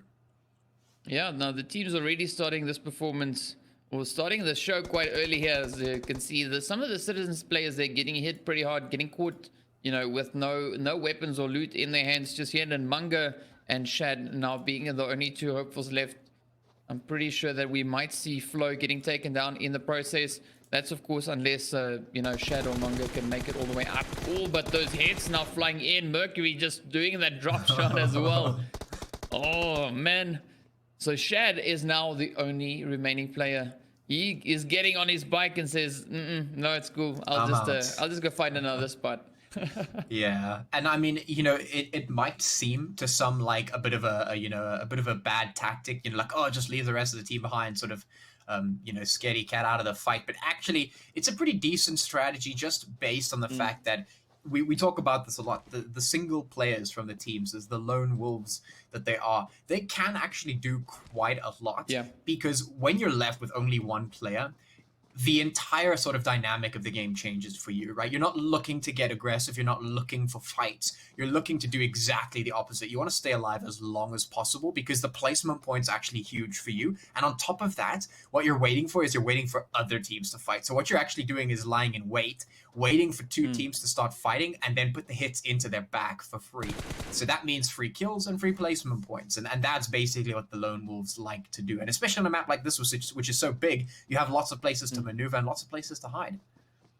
Yeah, well, speaking of hiding places, we see the players there from Quiet Storm slowly but surely moving on up towards the team, or rather contesting the position that Gun has got over in Monte Nuevo. So we saw one of the players getting knocked out in the kill feed, and Gun now going up in full force, just rushing on up, trying to get, well, that angle on the remainder of the Quiet Storm players. As you can see them just you know, scoping out the whole region here, trying to see if they can find them and send them back into the lobby. Yeah. We're definitely going to have to wait and see if those long shots can come off here from Gun. They're definitely looking for them on there to the team from Quiet Storm. Definitely a good positioning as well. You know, they're right up here on this mountain for Slim. And he can provide overwatch for his team down there. He can spot out all the players. I mean, this is actually a really good way to play as well. If you've got a team in a compound and there's a mountain overlooking it, you can get somebody just to sit on the top there and start to spot out the players. Now, he's going to take some shots, but that's going to give him some information as well as the hit on towards Max. So some good initial shots coming in straight across from Gun, just putting a little bit of pressure on, which is good. This could definitely escalate into a bit more of a fight potentially. Yeah, no, fully agree with you there. And it all, of course, comes down on, you know, how the scout is playing it. And we've seen some pretty good work coming in from Slim's side. You know, he is quite handy and quite crafty with the with his DMRs and his sniper rifles there. So, yeah, let's see let's see. Maybe he'll be able to clutch it out. You know, maybe he'll be able to get all those knocks in from just up here. While the remainder of the squad is slowly but surely now, you know, closing in on the remainder of the Quiet Storm team. You can see Risk and company, they're just getting ready to move on up. And, well, let's see, is Quiet Storm going to stick around and maybe try and battle it out? Or are they going to rather try and rotate out and try and move up into a safer position? Yeah, I really think that's the better idea. Because of the fact that, you know, Gun has already gotten those long shot hits off, which means that they've been Quiet Storm have been spending a little bit on meds. You know, they've been expending a bit of those just to keep themselves healthy, and the return fire from Quiet Storm hasn't been as, you know, impactful. So the issue is they might just be down on meds if they try and take a fight, which can be a really horrible position to be in. So as soon as they start feeling like they're running low on meds, because I mean, if you're staying in the same spot for long enough, you're going to run out eventually, and you need to start moving on. So I think that if Quiet Storm take this prolonged fight and they don't manage to get any hits in, get any knocks, I think they should rotate out. Yeah, well, we're also seeing the players there from INV talking about rotations. They've now moved up. They were positioned a little bit over towards that eastern side, and you can see them now. They've moved on up right in towards Los Leones. We've got the players there from Vibrant also just holding that position. From the map here, it looks like these players are fairly close together, but as we've learned now, over the many zones, you know, there's actually quite a lot of space in between these teams. But we see INV getting a quick few hits in as well. So, you know, it might be far, but it's not that far away, you know, that you can't land any of the hits. And, well, the players are quite experienced on this map also. You know, they've played it quite a few times, and they're quite used to, you know, those long range hits. And we see that zone, of course, now also shifting down into the south. So this whole lobby now needs to move on down. The only team that's kind of already, or teams rather, that's already in that section is the players there from Natural Killers. They only need to head east, and we see Kasi and Reluctant, they only need to head west. And Odysseys have, of course, now already managed to find themselves in nearly dead center zone. Yeah. Yeah, so you can see the teams just making their way on down that northern portion of the zone right now. That it just looks very, very crowded. So, I mean, yeah, the zone is big, but there's definitely going to be a little bit of conflict happening as the rotations come through. They might start seeing each other. Whether we'll see team wipes or not is another question entirely, but I definitely think that we'll see some shots flying across as those rotations start to come in. I mean, the zone is basically just forcing everyone down in towards that zone.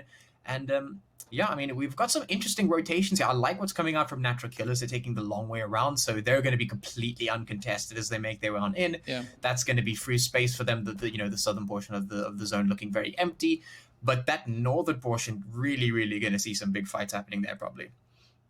Yeah, but one thing that I would like to see from Quiet Storm is that they rotate up in towards zone. They still have the advantage here, as the advantage being that the zone is behind them. They are closer to zone than Gun is. So that's one thing that I would definitely have done here is, try and find a way to get that rotation going, get on up in towards zone. Don't stay around and try and battle it out in the blue zone. Because this blue zone is now closing in. What are they going to do now? Are they going to stay in the blue and try and battle it out even more so? Or, maybe just get that rotation going? Because we can see Gun is already slowly but surely moving their vehicles up. They're getting ready for that rotation. Yeah. Quiet Storm has not done that yet. Yeah, and that could prove to be a big problem because taking a fight in the blue zone is just really not a situation you want to be in, especially if you've taken a prolonged fight already. You're going to be low on ammo, you're going to be low on meds. That is absolutely not the position you want to be in the blue zone. If you're low on meds, you're going to be expending, even if you have a couple, you're going to be expending the rest of that just to fight the blue zone, which means as soon as you get out of that position, you're going to be exposed. If you take a fight, you're basically dead. Yeah. Yeah, well, they got Quiet Storm now stepping up to the plate. They're putting a quick few hits in towards Gun, but this would be the opportune moment to get out. They got the knock in, they got the thirst, leave. Get in your vehicle and leave, because all the other teams have rotated up in towards zone. Everyone else is like right there on the doorstep. And we see the team, of course, now in the more central section of the zone. The players there from Spaza Gaming, they've rotated up right onto the doorstep of House of Anubis. They're already there, ready for the action. And we can also see the players from Reluctant and Inkosi all the way over in the eastern side of the zone. Vibe also not too far away. But all these teams have now made their way in, and we're still seeing the players here from, well, Quiet Storm and Gun battling it out in the blue. Yeah, and here it goes. So Lone Guard going to be taken down here as Gun move on up. And I mean, this prolonged fight has just been absolutely devastating for both of these teams right now. The rush up is going to be rewarding for a couple of kills. But I mean, now they're stuck inside the blue zone, and they have to make sure that the rotations are perfect. I mean, if you make a mistake at this point, it's going to be really difficult because there's so many teams ahead of you. That blue zone is a whole bunch smaller. The next zone is all the way down to the south. So you have a huge hike to make happen. You got to get your rotates going on immediately. And you don't even have the time to start stocking up, restocking on the meds and the ammo, because now you've already taken a prolonged fight. So this is going to be very difficult for a lot of these teams. As you can see on the mini map there, they've got about 1.8 kilometers to travel just to get into zone in the next 30 seconds. Yep. That is an insane amount of ground to cover in such a short span of time. I don't think they're going to make it. It's quite the distance. And, well, we've moved up over towards the players here from House of Anubis, who's now just trying to put those shots straight up in towards the team there, of course, from Spaza Gaming. Spaza Gaming pushing up, but those hits coming in from Helios' side. They've already said goodbye to one player, so Storm has already been sent into the lobby. But we've seen some pretty good shots come in from House of Anubis in some of the previous matches. And just look at that zone, though. Yeah. A lot of teams still have to make that move on into zone. And I mean, especially on this map, that is a considerable distance to cover. Oh. Yeah. And now House of Anubis getting pushed. Spaza putting the hits across in there. So they're trying to hold on to this building. You can see them moving about the roof, just trying to keep themselves alive at this point. They don't really have much room to maneuver. If they hop off the roof, it could be the end of them because, of the movement penalty. And then, of course, there's plenty of crosshairs pointed in their general direction. So Sulfur Pronto just trying to stay alive at the moment, protecting the Spire. at this particular time. The rest of the team's trying to move on down, and some crossfire is happening for some of the teams as they start their rotations in towards the zone. And, well, as it gets smaller, I expect to see a whole bunch of numbers dropping here. We got 20 teams, 63 players still remaining here. So we've got some big numbers here that need to get knocked out. Yeah. Speaking of which, we've got Inkosi and Vibe right there on each other's doorsteps, putting those hits across. The natural killers now also stepping on in, putting those hits into Inkosi as well, as you can see in the kill feed. So it's a really, really tough one, but so many teams just moving in from that northeastern section.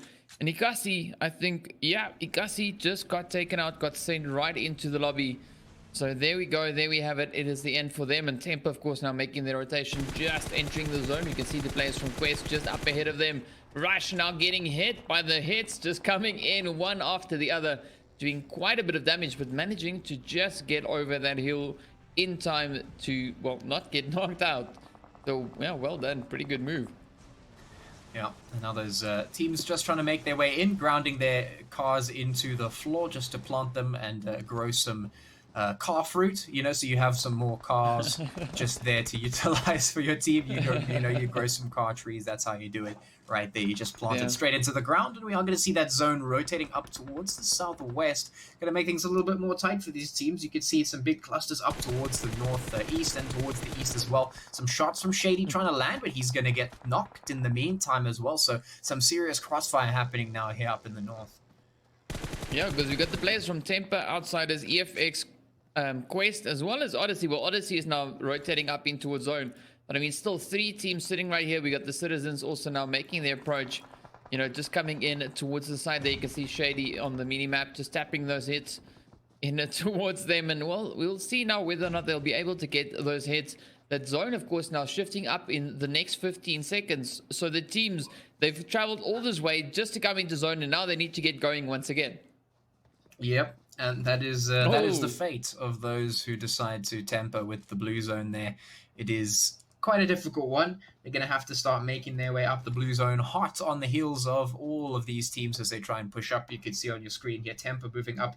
The Citizens and the EFX also quite close to them. Sparza Gaming moving down as well. The blue zone now putting its work in as well. So this could be the end of Shad because, well, doesn't look good for him. He's not going to be able to escape this one. Silly is definitely trying to take him down. No questions asked. This is going to be difficult for both. I mean, Silly does need to move at some stage here. Maybe just trying to find something. So, yeah, It looks like these players really trying to play around in this blue zone, and it's going to cost them. But did you see that the Gren bounced on his head? Yeah. On Sully's head. Fortunately for him, that Gren wasn't cooked, you know, to the exact amount of time to explode on his head. But I mean, talk about a close call. That was really, really close because the zone moving in. We had also one of the players from Sparza Gaming just officiating this match for us, getting himself flung from his vehicle. And then, of course, the zone ate him alive. But several more teams now all making their way up into a zone. And, well, Rage over here is the only player out in the blue zone. He is the only player in the blue zone. Everyone else has moved on up, and in fact, almost everyone else is sitting in zone. Rage is just waiting here for someone to come out from behind that shack. And well, the bad news is there's no one there. Yeah, that that is unfortunate. Waiting for someone that will never come. And then gets taken out into the lobby. But now we've got 14 teams, 40 players. You can see Blink on your screen right here playing around in this compound. Just ahead of them is Vibe, and of course off in the distance they're Reluctant as well. As the team is now moving in towards the zone, the blue zone closing up, making things a little bit tighter. The Dragons now putting some shots in as well. And yeah, well, they can sit at least somewhat comfortably here in the zone before it starts to move in once again. Yeah, we're coming into this zone with 14 teams, 38 players, and well, we saw a few shots. You got the players here from Blink on the screen battling it out with Vibe. We've got Gunner and Nova from Vibe just up ahead of them. So let's see, will they be able to get the job done? Will they be able to get those clutches in? The nades, of course, now just flying in from the Vibrant team side. So, well, yeah, both teams sitting quite comfortably in zone, as you mentioned. And we also see in the kill feed the players there from Sparza Gaming getting hit by Temper as they're moving in from that northwestern side. Northeast, sorry. Wrong direction. Yeah. Yeah. Yeah, so team's going to have to start moving in as well. That zone is down towards the south, right in the middle, so the team's going to have to all move on up, except for Odyssey, who find themselves inside the zone at the moment. Some shots now coming through from a couple of different directions. The outsiders here with the Dragons. We've got Temper now as well, just solo here in it towards the north. They've got to move their way on down. We've got the Natural Killers and BBC moving in from the west as well, and a couple of teams moving in from the southeast and the east. Well, I can just imagine that Mr. Panic is really panicking now because he's got the whole squad from Temper right there on his butt, putting those heads in, and oh, vehicle explosion. Well played. That is what we love to see, and of course they get they get them taken down, send them right on to that lobby. So well done, well played. And well, we're waiting now to see which teams will be making their way up in towards zone. The Natural Killers, of course, now just tapping those hits across over towards BBC. This being over in the west of the zone. As you can see on the map there, the Dragons just on the outskirts. We've got the Outsiders rolling on up over towards Odyssey coming in from the north. And then, of course, we've got Quest, INV, Reluctant, the players from Blink and Vibrant all coming in from that east to the southeast. So it's gonna heat up pretty soon. Oh yeah, Ooh. certainly is. You can see Val trying to put those hits in right as we speak. For luck, going to be taking a bit of damage there. BBC just off in the distance there, trying to make their way into that zone, secure themselves a spot like the rest of these teams. 12 of them, 33 players moving in towards this zone, which is getting smaller and smaller as we speak. INV and Quest actually going to be going at it as well. And well, you can see how that is going to resolve for them now. In the north, lots of teams up there as well. Odyssey with Outsiders and Temper moving in. So this could potentially be another fight happening up here. Yeah, and the Outsiders, of course, not just hiding in the bin, trying to stay alive for as long as possible. Well, that, of course, being Rasta, the remainder of the crew moving in from that northern side, being Kaiser and Bob.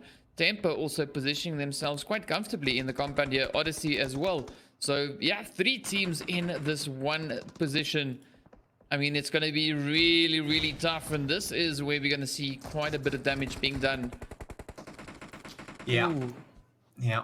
Absolutely will be. I mean, the zone's only about 400 or so meters across, and that is pretty small for Miramar terms right there. So we've got 31 players stuffed into this tiny space, and well, they're surviving for the moment. The terrain owing them just a little bit of extra, protection there. But how long is it going to last? Well, we don't know. The zone definitely going to be moving in at some point, and you can see the Grens being tossed. Odyssey trying to put the pressure on Temper very close up here in towards this house. They're going to have to start making their way up because they need to get into zone, and they also need to take this fight because they could fall prey to one single well-placed Gren in there because you don't want to be stacking yourself up too close together. So they'll start to move out pretty soon and try and take that fight. You can see the fights breaking out now all across the map, trying to put those hits in. Natural Killer's going to be taking the heat as well. Everyone trying to get the crossfire going.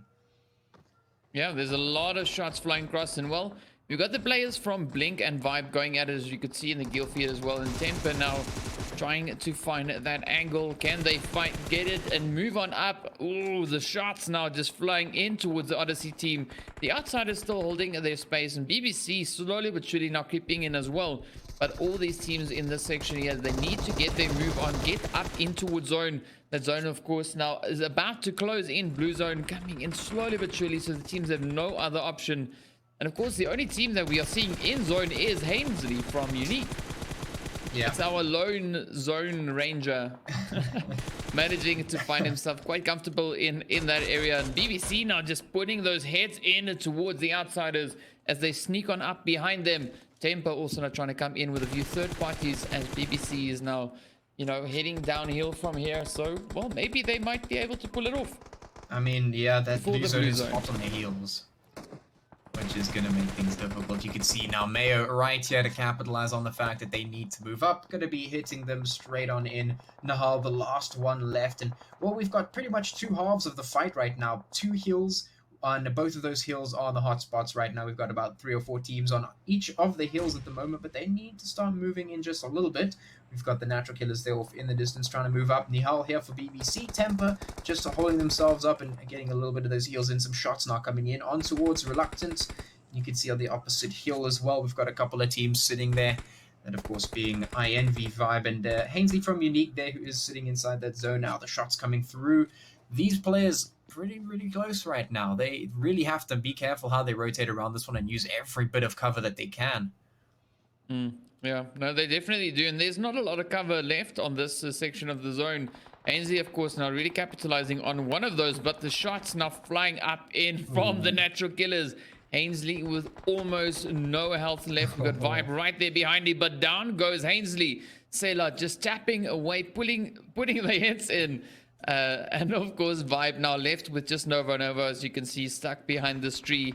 The natural killers have their scopes trained right on him, but of course now they're going at it once again, putting some hits into Envy as well. Temper doing the same, and Nihal there from BBC slowly but surely just making his way, just trying to sneak on up. And well, we're seeing some great shooting from Temper coming in once again, and we might potentially see them get yet another chicken on the Murmur map.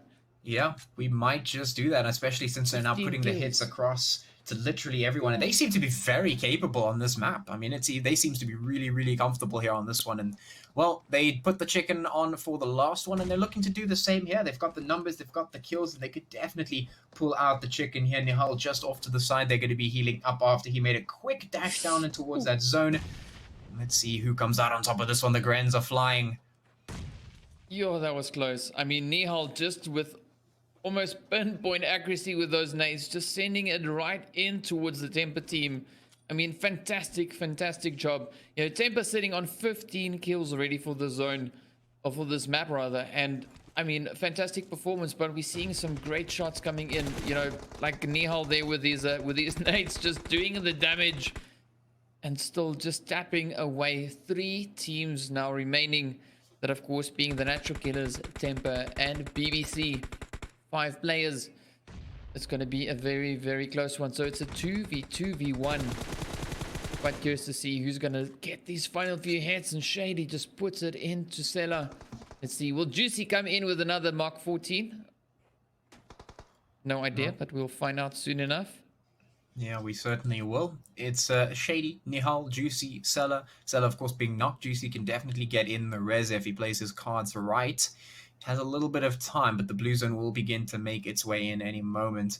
Nihal has juiced himself up a little bit, so he's a little bit higher on HP then. They're all just crawling in, trying to make it into that zone, which of course is absolutely minuscule right now. There's a patch of grass for Nihal that he is trying to hide in there with a single tree for a little bit of cover. Now Juicy and Sela. Oh, Shady gonna get taken out. Juicy putting those hits in. He really is a beast. Yeah. Now, Juicy has got some fantastic skills when it comes to these shots, and well, is now Nihal up against Sela and Juicy. It might be a little bit of a tough one for Nihal here. We might see Nihal getting sent to the lobby, but I mean, we've seen some great throwable work come in from that side, so maybe, you know, we'll see some great shots as well. Yeah, they don't know where he is, which is a bonus for him, which means he can't surprise them if he manages to pick his moment to get the drop on them. But as soon as they know where he is, I think it's done. They have a nice little height advantage here as well. So Nihal just has to have his crosser in the right place. If he can find one, it might be doable, but it has to be perfect. Well, it seems like Sela might... Oh, never mind. Scratch that. Nihal just capitalizing on the terrain here, really using it to his advantage, and the shot's coming in. He gets it. What? There it is. What again. A finish. Wow. Again, we see a 1v2 clutch coming out, this time on the side of BBC, making it work. I mean, this has been an insane evening. I mean, the clutch is really coming in. And this is the power of the solo, lone wolf players. We see it again. He manages to do it. That was an absolutely insane one, and man, big GG there to Nihal. Some fantastic work being done there, and really capitalizing on that terrain, using that that little bit of a hill, or just using everything to his favor. Just nading everyone up, putting hits in after hit. Absolutely fantastic. And once again, we saw Juicy coming in with those super OP shots as well. So great performances from all the teams here, and I mean, fantastic. And Tempo, of course, coming in with 15 kills for this round. Yeah, absolutely insane. I mean, you could definitely see that everyone is just putting their absolute best into every moment of their play. And it's been really great to see. So I'm very keen to see the rest of the series. Thank you so much, guys, for tuning in to the PUBG. That's the end of it for this evening. So we're just going to toss you straight on back to the analyst desk to see what they have to say about this.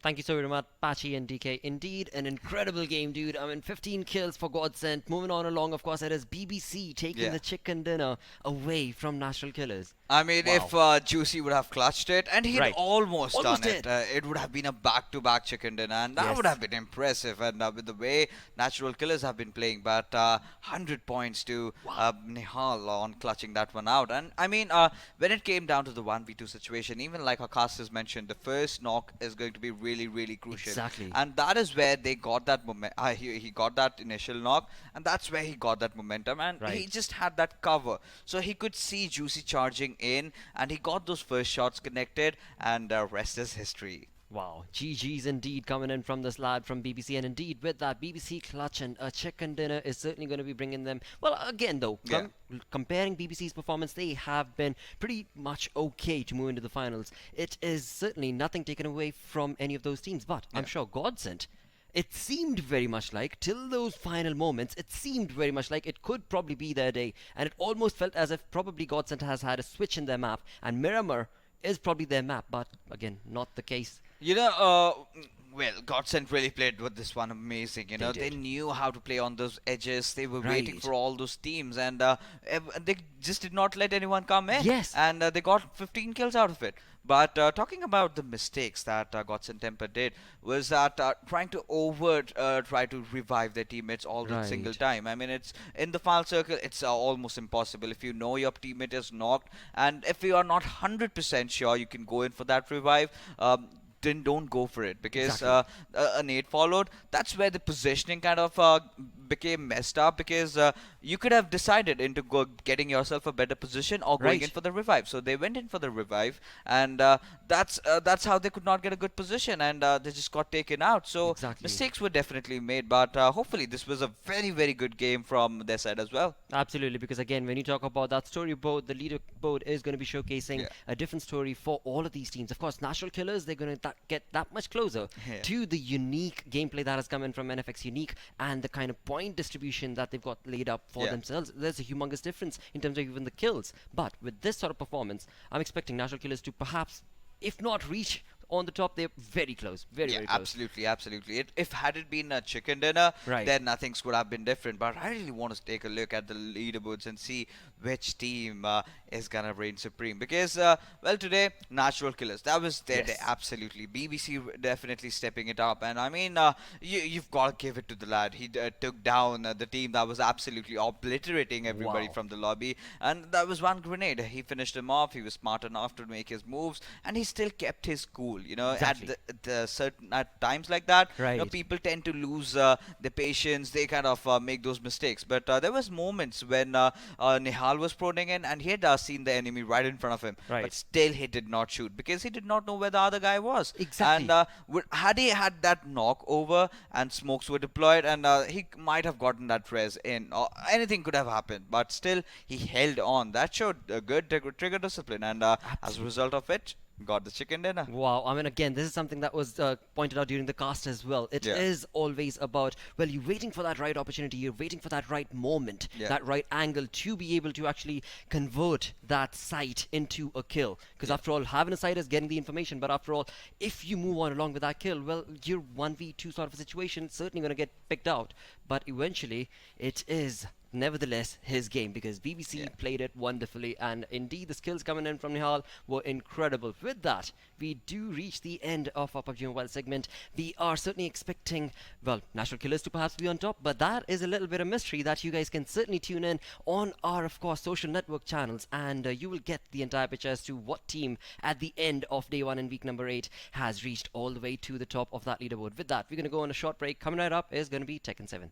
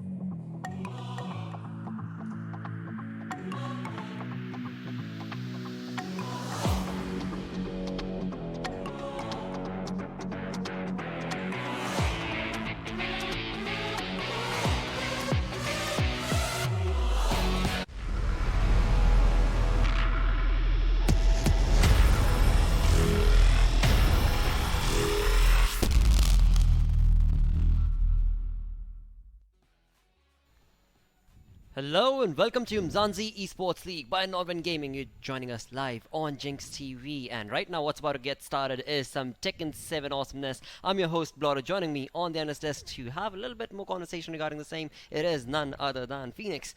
What's up, dude?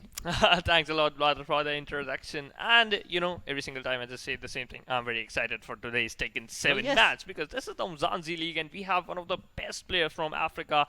And today we have DaXpt facing against SlyRsi. Absolutely. And if we talk about their characters, Sly just stick to law. Right. But Dax, he just changes his character to Jin, to Gigas, and both the characters are way more amazing. And I'm a big fan of DaXpt. Absolutely. I mean, last week we saw, on day one itself of week 7, we saw him go against Gallion. Yeah. And that was not an easy game, but yet it was, because, I mean, Dax, the skills, the talent was just spot on, and with that, of course, he is on the top. Was pretty much tied, but yet Yeah. not, because Gallion has played 6 games, whereas Dax is about to play his 6th game, so seems like he's already made that lead. That's true, and you have to. The one more thing is he didn't lost a single match. Right. That's the main thing, and I'm little curious that if he's going to win one more match, and if he's going to do that, he's going to be one more time undefeatable. Absolutely. With that, of course, let's get into the game itself and find out who amongst these two is going to be taking that perfect gameplay, that wonderful, wonderful game indeed. And with that, yes, it is time to get this game started. Let's throw it to our casters, who are none other than Gasmask Guy and Mr. Chocolates. Over to you, mate. Thank you so much, Mr.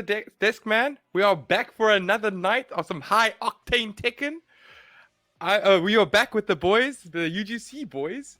I'm your host, Mr. Gas Mask Guy, and with me, he's cute. He's got a cute waist, chubby face, thick legs, and he's one of a kind. He's Mr. Chocolates. How you doing? I had to go in on an intro for you, man.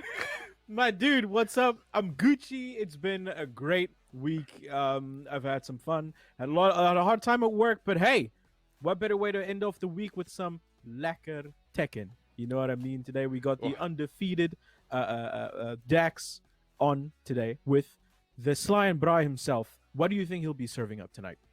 Oh, I know he's got his Brightongs ready. He's going to be coming in hot. He's going to be giving him Dax those quick 50-50s.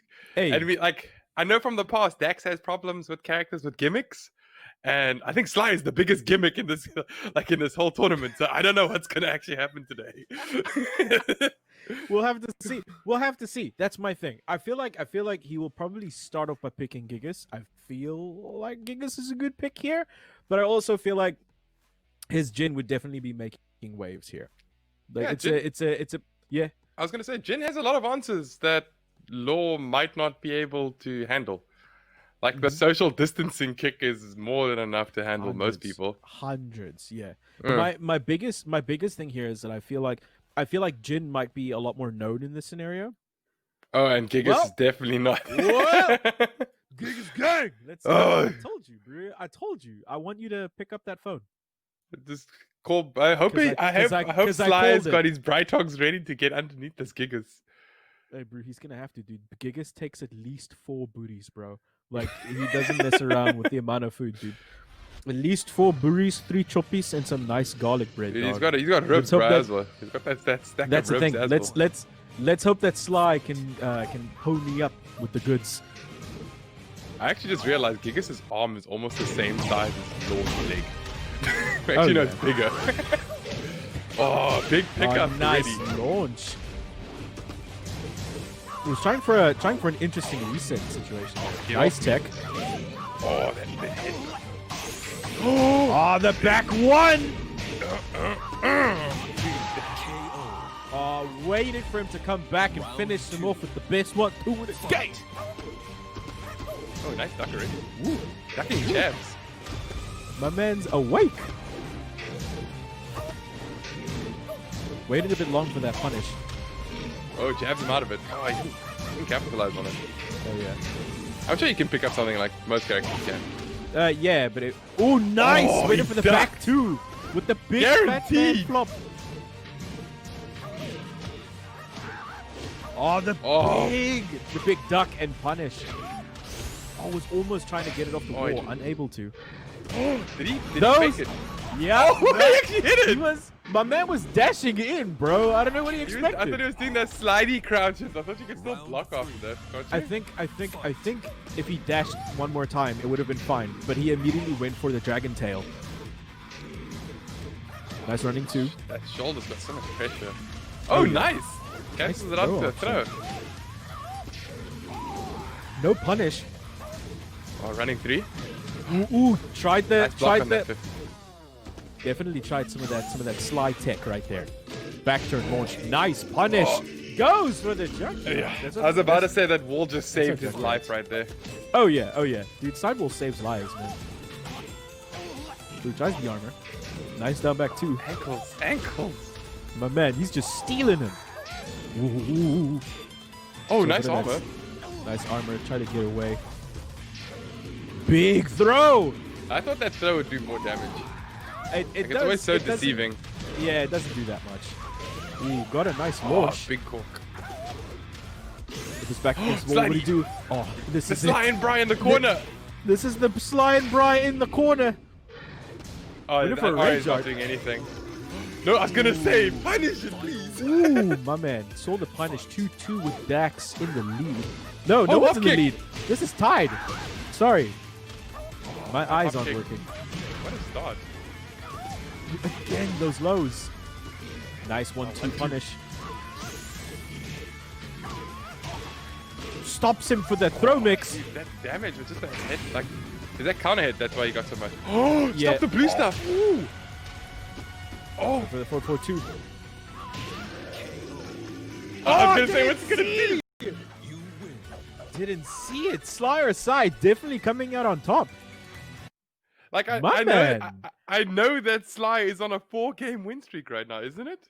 Yeah, dude, he's coming back, man. He's coming back. He's My dude coming had a- back so he had hard. he had a nos, bro. You know what I mean? Yes, lock it. He's just like coming out here, gonna. Oh, that tasty booty. He's ready. My man, He's got trying his to give coffee out, as well. You know that. trying to give out the choppies. You know what I mean? He's trying to he's trying to roll with it. But that's the thing. So I feel like in this scenario that even though Gigas has good pokes, I mean, as far as good pokes, my God, I think it's like they're decent. Law is just a poke monster, and I feel like in that regard, he must have had a better time applying more pressure. I was gonna say, I think Sly also might have won this with his new control he probably has by now, because he broke his R2 last time. Oh yeah, I remember that. I remember. I just remember that now. He that broke was- his pad. That's with a intense. brand I new pad remember right now. now. Yeah. He got really far with the broken pad. Dude, if he customized this pad to have tongs on it, you He know has he's to have ready. tongs on it, bro. He has to have tongues on it, bro. How else are you supposed to, turn the millies and the gigases on the Bri around, dude? What do you think? That's my Yeah, thing. So like, It's 100% going to be a character switch now. I think he had those first 2 rounds where Gigas had the advantage, and then I think he figured it out. Because he was 2-0 up, and then Sly gave him M. Bison. Okay, I thought that was Steve for a second. I was like, my eyes were like, wait, what? the fire, Okay, at least fire, it's get Jin. out of the way. It's too much fire. Move.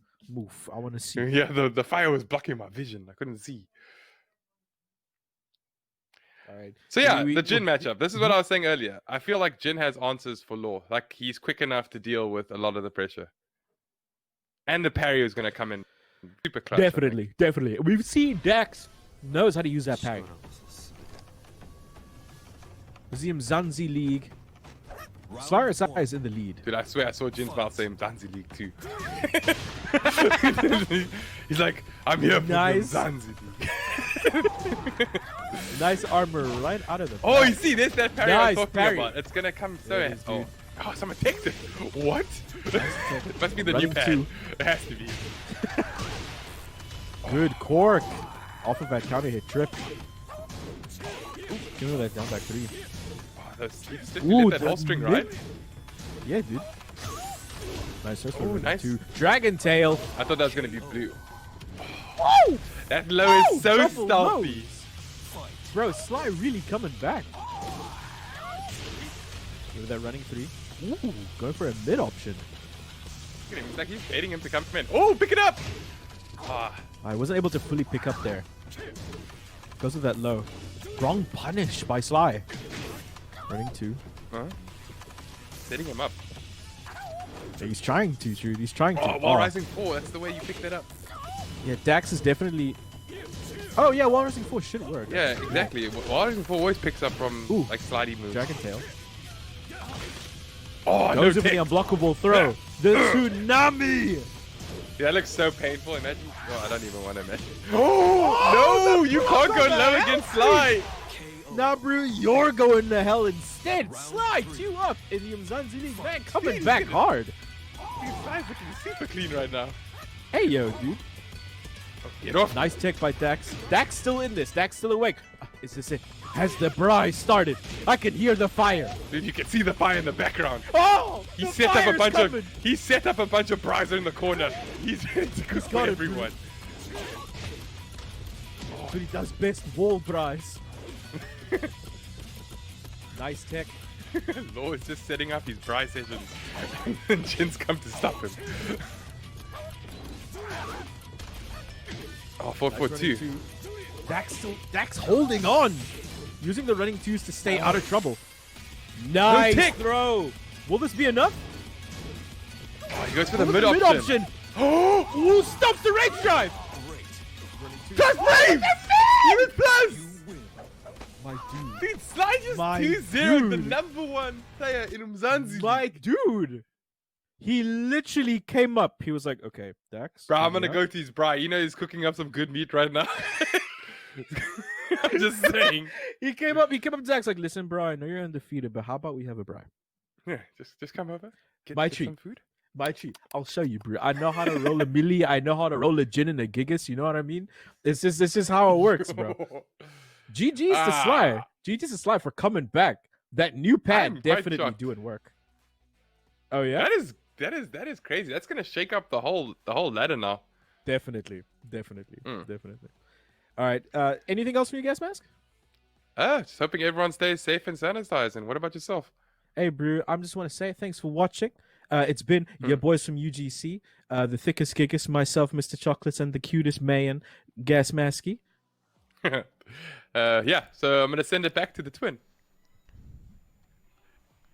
Well, GG's indeed. Who had expected, mate? I mean, yes, it was a wonderful game, no questions asked. But Sly, the way he took those wins again and again, stopping Dax in his tracks, incredible to witness. Yeah, that's true. But the thing is, in the first game, Dax is showing his aggression. He won both the first and the second round. But I don't know what just happened to SlyRsi. What comes in his mind? He's just like, he won the third, won the fourth, and won the fifth round of the first game. And at that moment, I have one thought in mind that, okay, now DaXpt is not going to be the undefeatable. He's going to get defeated, and the same thing happened. SlyRsi just that character law is so amazing for him that every single time he's just launching him, not dropping a single combo as well as a string. That's why it worked out for him. But DaXpt did his work. He just changed his both the characters, but could not able to fight back, and that's why he just lost. And I really want to see that at which position SlyRsi on, and he's on 4th position, won this game, and okay, he's looking very confident, right?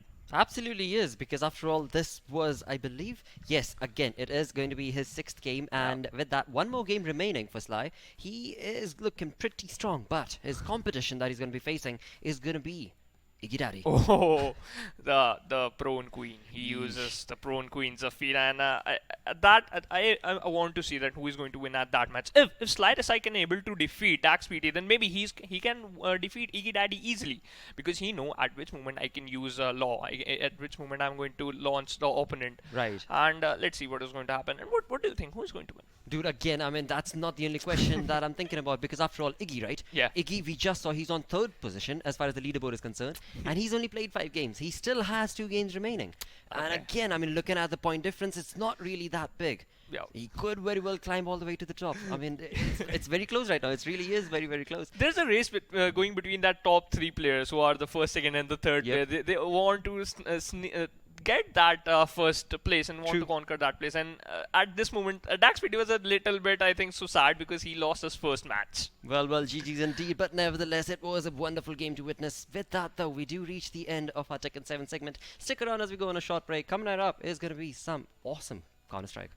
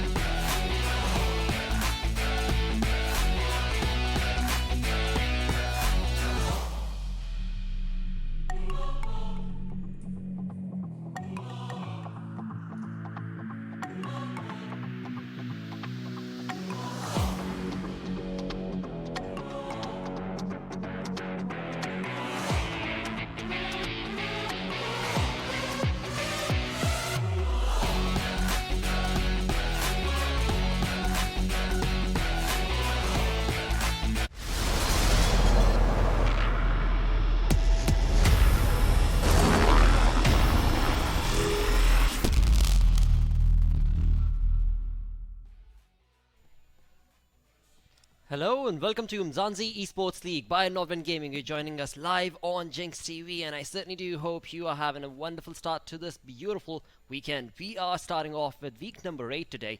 Indeed, when it comes to Counter-Strike, we have seen 8 teams in total who have been fighting since the past 7 weeks. Some incredible plays we've seen, but again, to joining me on the analyst desk to talk more about the said Counter-Strike games, we do have Johnny, that is I Super Johnny, joining me to talk more about today's game, Goliath. Yeah. And WRG. Yeah, it's going to be an intense one. I mean, I'm super excited because it has been a while since we have seen both the lineups in action against each other. And White Rabbit Gaming, I mean, you do want them to finally get that victory for themselves and start moving up the leaderboard. I mean, it's the same thing. If you have the leaderboard with us, it's going to be quite interesting to see because White Rabbit Gaming, they're sort of in a similar scenario with teams like DNMK and well, Gentlemen, I would put them there as well, but they are sitting at 5 games now. Online Kingdom, 6 matches played, 4 points to them, still struggling a bit, but White Rabbit and DNMK sort of in similar shoes, but DNMK were actually able to get their first victory against Sinister 5 last time, so. Well, yes, that was unexpected is what I would say to that. But yes, another thing to talk about will of course be the Goliath Gaming. This is going to be their 7th game. Yeah. Their final game. Sinister 5 has already played all their 7 games, so now it's up to the other teams in this leaderboard who are going to have to play their games and then showcase to Sinister and Goliath as to where exactly do both these respective teams end up being. With that, let's get started off with our map veto itself and find out what is today's match going to be played on. And when it comes to WRG and Goliath, it is... Oh, Dust 2, Inferno. Dust 2 has been banned. It is Inferno that these two teams have decided to play. And Inferno, I mean, it is going to be interesting because... looking at the histories, I mean, Goliath definitely seem a little bit more comfortable than on the map in the recent days that they've played it. So it's going to be quite fun to watch to see what White Rabbit Gaming have actually got to the table. And certainly with the way we ended the last week with DNMK getting the victory, I think it's going to be quite exciting to see can this once again bring us in a similar situation wherein we're going to see teams start to perform well. Might be in the ending stages, might be towards the closing when almost all the teams are going to reach that 7 matches played mark, but they can still earn those points. Absolutely can. And with that, of course, let's get into this game and quickly throw it to our casters to get us through this game, which is of course going to be none other than Patchy and his proxy. Thank you so much, guys. Patchy, we've got White Rabbit going up against Goliath Gaming. And, I mean, they have been the Goliaths to beat so far. So the results have just been absolutely amazing. A loss here and there to potentially, you know, Energy Esports and a draw against the Gents. Ultimately, though, they still have been doing absolutely beautifully. As for White Rabbit, definitely looking for their first win. So far, it's going to be their 5th match. And, yeah, starting on an Inferno, what are you thinking? Well, first of all, I love to see Inferno. This is a really good map, especially, you know, just based off of the fact that, you know, if White Rabbit are looking for a win, this is a decent place to get it done on. You know, this should be a map where you feel comfortable for pretty much all across the board. You know, this is a bread and butter CSGO map right here. And if there's anyone who can do it, they could potentially do it here coming into this one. So they're going to start with a nice headshot through onto ADM, breaking in towards the site, getting in there very quickly, checking their corners. I like to see that. Very, very nice. They're going to be able to get the bomb plant off of the back of that. So a good early take coming out from White Rabbit. Nice and strong. Definitely looking good in this one. But they only did get 1 on that entry, which means they do have to worry about this retake here from Goliath, because it's definitely still doable. The USPs, as you know, doing a lot of damage. Massacre gets the first headshot onto Zio. Oh, and Adara finds another one to spaz, so that's the opening they can need to push up onto the site. Now Massacre right up here trying to make it happen. Zip falls. Elake going to be the next one to fall as well. He tries to find the shots, and well, one by one White Rabbit are falling, but it's not going to be in time. The bomb is ticking away, and they should be done and dusted. I don't know if they have a kit here. Oh, no, he makes it. Yeah, he's got the kit. He makes the defuse, and Goliath actually going to be winning that one out. So that's a bit unfortunate for White Rabbit. And I mean, beautiful work here from Massacre, getting that 4K and ultimately the fuse. It was coming down to the wire there, but somehow Goliath make it work. So, great start for them. Going to be winning the pistol. They're going to be going on to what should be that 3-round head start. That is, of course, if White Rabbit don't do what they're doing right now, buying up 2 AKs and a Galil. So, bit of a gamble here as they're investing to the 2nd round, but if this works out, they will be getting back into the action as quickly as possible. They wouldn't have to wait, so this is potentially a worthwhile investment. We'll see if they can make it work. Carney here with the scout trying to do a little bit of damage. He takes Spaz down to 19. So that's already a bit of an early advantage, but through the smoke, ADM goes down. And now it's basically a numbers advantage here for White Rabbit. As I say that, Massacre chimes back and with some revenge through the smoke. Ooh. With Carney getting a nade, it's all down to a 4v3, and Alec and Zio, they're so low. This is going to be quite a difficult situation here. This is an investment for them. This is a gamble. They need to make it work. Will they be able to find it? Zip taking down Alec. Light ZA is going to be able to take down 2, so now it's him and Zio down to try and clutch it out for White Rabbit. As we said, HP is super low. Need to be careful here. Massacre and Carney, a bit of utility, might be able to get into the site. Has to be careful here because right around the corner it is Light ZA. Massacre takes him out of the picture. Now it's Zio from the grave idea position. Might be able to swing to get Carney. Has to play time. And he's going to be able to take it away for White Rabbits. I mean, that was a worthwhile investment, but a lot of guns were dropped in the process. Yeah, I mean, I definitely like that idea coming out from White Rabbit. It has been a back and forth thing when we see a team decide to buy up against the team who's getting that first bonus round in, off the back of the pistol. And usually, a lot of teams might just step back, rather save their economy, not take the risk. But I think for White Rabbit, they want to get that first win on the board. They need to put the risky plays in, try and get that foot up. They can't really afford to lose anything at this point. They really just have to play with absolutely everything they can get their hands on right now. So that was a good counter buy right there. And they make it work just barely, but it does happen, which means that, of course, they will be able to pick up some 8Ks here. Of course, a couple of Mac 10s for E-Lake and Custom, as they're going to be moving up, slowly feeling their way around the map. So they did stop the snowball coming out from Goliath, which is a big part of what's going on right now, because of course you could see they do have the pistols there in the hands of Goliath, so they've only got the FAMAS and the Scout to try and work with here, which means the firepower is well in the hands of White Rabbit. And the fact they were able to win that second round off the back of losing the first, and they're on the T side, is very, very big. So they're going to be able to get some economy going a lot quicker than Goliath are, which bodes well for them going into this map. So hopefully they're able to keep things going, keep it up, and get some rounds on the board as we approach the half. So definitely a good way to start things out here on round 3. Let's move in. They start pushing in straight towards B. They take it nice and easily. The smokes are down. The flashes are there. Everything really well executed. And E-Lake going to be spraying down Connie with that Mag 10, opening up the site pretty much quite... pretty much dominantly at this point. There's nothing else that Goliath can do to take it back.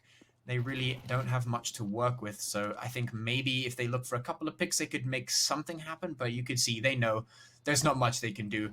The rotation's coming through just to try and fall back and save what they have. It's not much, but they do have some armor. They've got the pistols, which is better than nothing. So they're just going to look for a couple of exits at least. Maybe get some money, maybe take some guns out of the hands of White Rabbit, which could happen. White Rabbit sticking around a little bit extra long just to make sure... The Deeg from ADM going to take down E-Lake. Could be a potential free gun. The Mac 10 is going to be doing some work there, taking down the rest of that team. ADM, the last one remaining. He's going to save the Scout and the armor. Not much really going into the next one, but White Rabbit, they start out nice and strong. So looking at the moment, that gamble worked off for White Rabbit. They even managed to get a second round. And now for Goliath, they're going to have to think about pistols once again because the economy is not looking too great. So this might be then the third round for White Rabbit. If they continue that, this might be an interesting game. Goliath, unfortunately, now on the back foot, but anything's possible. So ADM with that Scout still in hand might be able to do a bit of damage. So we'll see what the pistols can do. But on paper, there should be a round for White Rabbit with a stack towards that B site. It's a bit of a gamble with only one player in the form of ADM with that Scout on the A site. So at the moment, it looks like White Rabbit, that's exactly where they want to go. They want to take that A site immediately. So clearing up the app position, trying to get some good real estate here, just trying to make sure that they're not getting caught off guard. At the moment, no real sound cues given away, so Goliath still holding that B stack.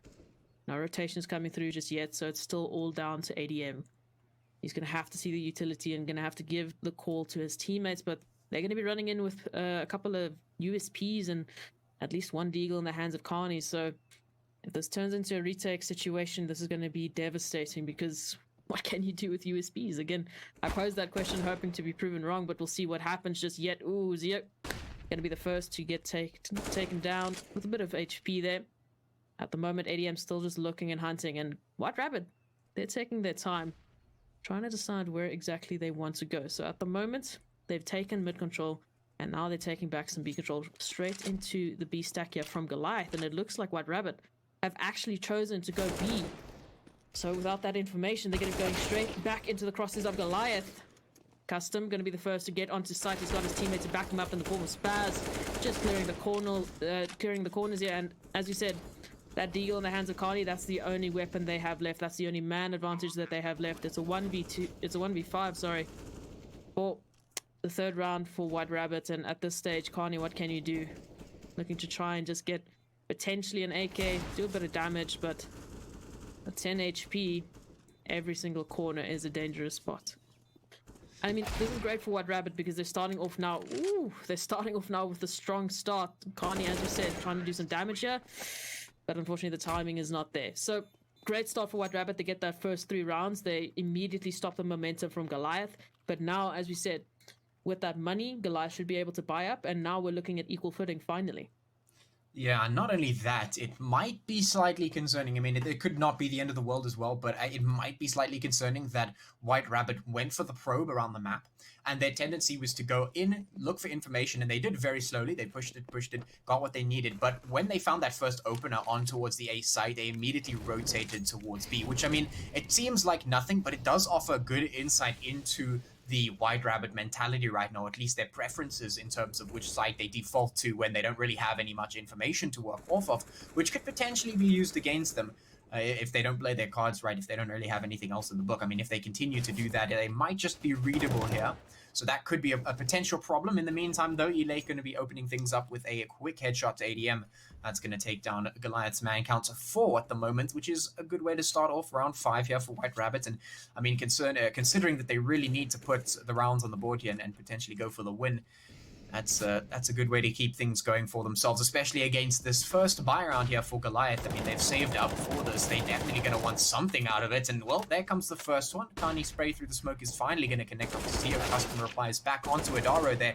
Light actually going to get taken down. The trade, though, immediately comes out, so it's going to be a 1v3 as Carney goes down as well. Massacre, the final player for Goliath remaining, not much he can do. He's just going to sit and save for the moment. Nothing really he can do against this. The timing is not really in his favor, and the post plants, of course, coming out from White Rabbit will easily, or should at least in theory, easily be able to take him down if he decides to go for it. So instead, he's just going to save the M4, and that's really not the way you wanted this to go if you're Goliath. I mean, you basically, you win that first round, and instantly it gets taken away from you in the second one, and then you do your due diligence, you save up, you make sure you've got the guns going into the next round. So round 5, they pick up the guns, and they still don't manage to close it out. So that's going to be a little bit concerning for Goliath, especially now considering the fact that they are going to be relying expressly on maximum loss bonus, which can be potentially devastating, especially on the CT side. Absolutely, and unfortunately for Goliath, it was looking great there. Zipzip was getting the kills that he needed to do. You know, Carney was also doing so much damage there through the smoke, getting the kills that they needed to. But then Custom just comes, gets that 2K, opens up that site completely, and leaves Goliath in a situation where Massacre has to save. And as you've mentioned, now fully reliant on that maximum loss bonus. His teammates, Massacre, are going to be able to buy up a couple of pistols, but ultimately they only have 1 rifle and a bit of utility to their disposal at this stage for what they are trying to get is their second round. So this is definitely not a start that they wanted to take, but still many rounds left to go. So here we go. Massacre, basically the hero M4 that is going to be Goliath's major defense point. Has to do the damage, has to try and get the kill. So good pop flash, he's going to be able to take down Lightser. Custom just around the corner. Not going to be able to spot him out just yet. His time has to be taken slowly here. White Rabbit definitely also do not want to be making any sort of mistakes here, especially with the pistols. You've seen what they can do. Deagles and CZs in hand, and Goliath definitely hungry for that second kill. So at the moment, White Rabbit have to choose to convert, have to choose to potentially run back to A site and just see what's happening there. At the moment, no real information other than the fact that Massacre and potentially another player is on the B side. So decisions that they need to make. With 1 man down, it looks like it will be a B side take. With the utility that they have at their disposal, they should be able to do a full execution here. And ooh, look at this. Goliath actually choosing to pull back their resources. Massacre going back to A site, thinking that it might be an A take. ADM with the Deagle, going to be the only Goliath player here for now as Massacre rotates around. So Zio going to be taking down Adaru on the A side. ADM through the smoke takes Elec out of the picture. As we said, these pistols, they can do wonders, and now we're looking at a 4v2 here. White Rabbit on the side should be able to get the bomb down, but will it be enough? 2-on-4, Spaz and Custom, they need to clutch it out here for White Rabbit. And for Goliath, this is definitely a round that they want to hunt. Oh my goodness gracious, Spaz with the swing is going to be able to take down Carney, but it's all down to Spaz. And unfortunately for White Rabbit, but amazingly for Goliath, they take their second round. So beautiful work here with the pistols. And finally now, they're going to be back on the equal footing. They're going to be able to pick up those AKs, which is a worthwhile investment and a bit of a save for the economy. Yeah, I really liked some of the theory that we were seeing on the board right there. The White Rabbit start things out with a very quick sort of nade nuke down Banana, which is really good to see, because if Goliath had decided to rush Banana, that could have been a big one, and they managed to quell that out. So that's some good sort of theory work in there, and I like the stat from Goliath as well. On their side, they had 3 players A to B, and they had the M4 towards B as well, which was a good setup there. I think that came down to the fact that White Rabbits, they seem to like defaulting towards B, and they weren't able to close things out there, and their little wraparound that was happening as well didn't really work out. But yeah, great for Goliath Gaming that they get that one going for themselves now. They finally bring themselves back into it, and of course they get the AKs as well. 3 of them, of course, 1 M4, and the AWP in the hands of Kani. So potentially some big work can happen from him now. This is the tilting point for Goliath at this point, where they can turn things around, hopefully for themselves at least. Start getting some rounds on the board here. 1 minute, 13 seconds on the clock. Kani going to go down immediately. He's going to be absolutely blind. The flash coming in from Spaz, and Zio going to close things out. Now Zio moving through. Arches could potentially catch one out. He does. ADM goes straight down. Doesn't know that Massacre's on the behind as well, but that's okay. He's moving straight through Library. Could double check. Massacre moving up here towards Arches. Zio just hovering around Library. Massacre pushing up. Spaz could be in trouble. He's not looking in the right direction. Instant headshot. He goes straight down. Massacre now moving in. He's got the little bit of some damage going down as well. So White Rabbit now, they need to find these last few kills. Zip and Adara, the last 2 remaining. There they go. Adara, the last one left, and they know his position all too well. Headshot not going to be found, but he has to get moving very, very quickly, because, well, that's exactly what White Rabbit is doing. They're moving very quickly, trying to get that bomb off towards B. Almost spotted out by Adara, but the tempo not just there just yet. He's trying to speed things up. He might just spot him out. Spots out the hand. Oh, there's the head as well. So the information is now both ways. Adara knows what's going on, and so does White Rabbit. Here comes the utility. He's not going to chance the push through the smoke. He knows that is pretty much doomsday. Just going to retreat. The bomb is down. He can't do much. He's just going to fall back with the AK, and another round goes the way of White Rabbit. So this has been very, very interesting. I mean, even with the AWP not able to make it work for Goliath, this might be what White Rabbit are looking for all this time. Absolutely. It just seems like they're clawing back at it round after round. I mean, their Goliath, they managed to actually catch the play with the bomb. So they had the bomb in their capability. They had hold of it, but unfortunately they just couldn't hold on to what was, the rotations around from White Rabbit. They stayed dynamic and they adapted to the situation, and there we go. They got the bomb plant. They get the 5th round. So for Goliath, I'm not sure where it's falling apart, but it seems like it just bit by bit.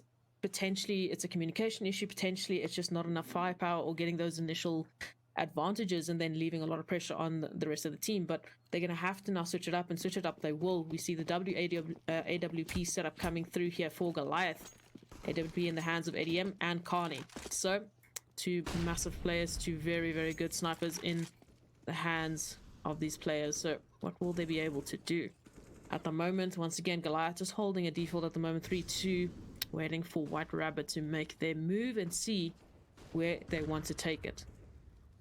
With a bit of aggression here from Goliath, they're actually taking some B control, just trying to get a bit of information. ADM and Massacre just etching around the corner, but still waiting for White Rabbit to make the first move ultimately.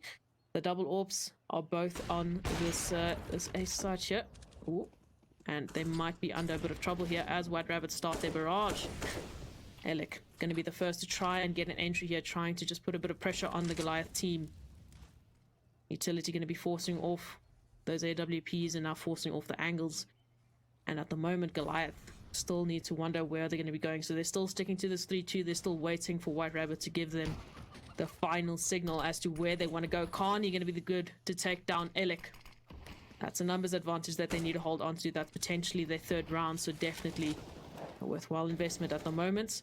Zip on site with the backup there from Adaru. They take down 2. Custom's going to be able to chime back, but it's still down to a 2v4 here for White Rabbits. They're on site, but they are swarmed at the moment. On either side, there's Goliath players ready to take the retake, ready to take their third round as they start.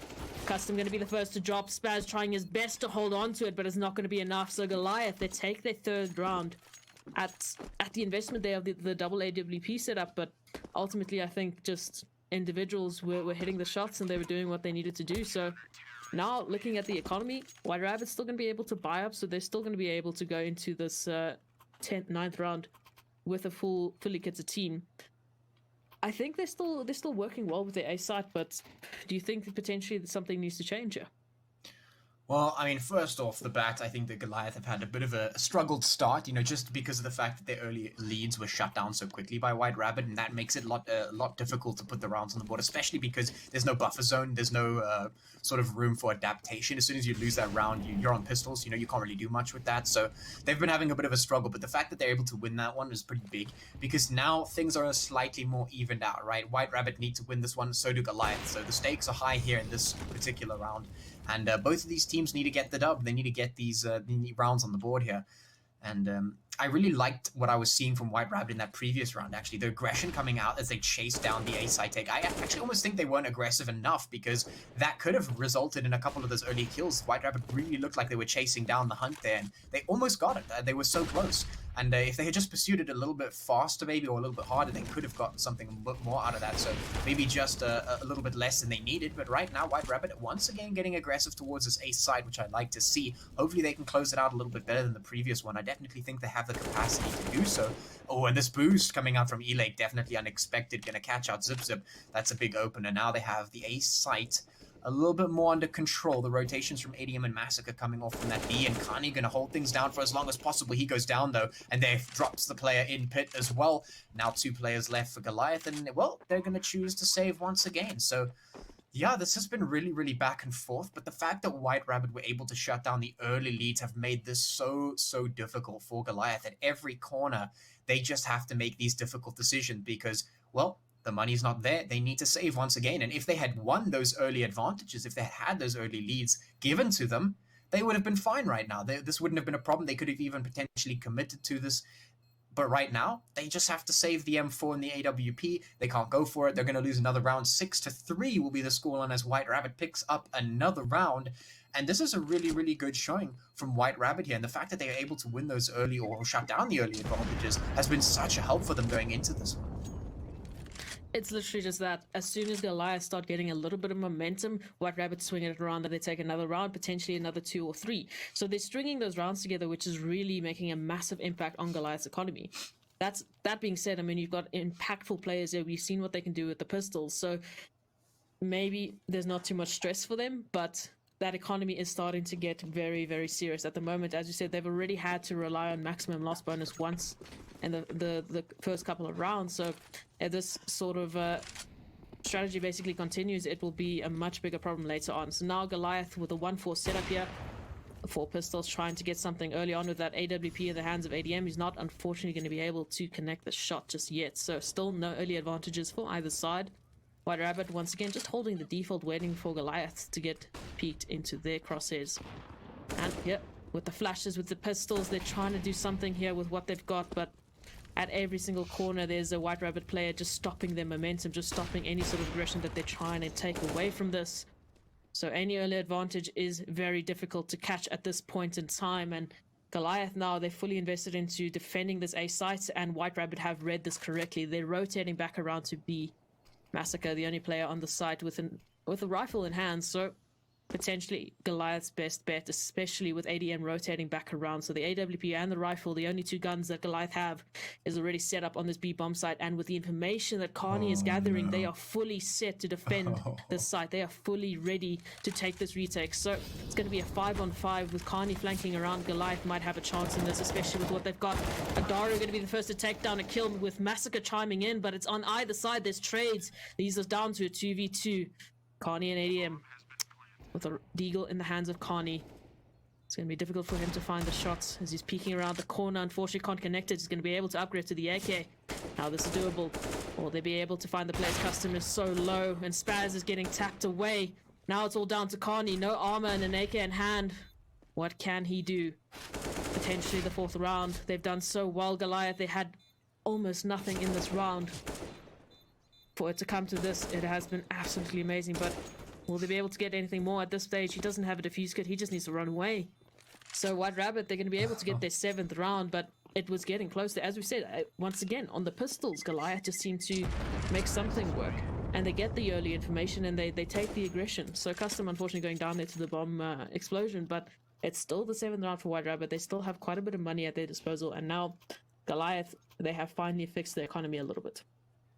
Yeah, one of the big things there is that I mean, Goliath, they know what they need to do. They've got the knowledge, they've got the ability. It was there.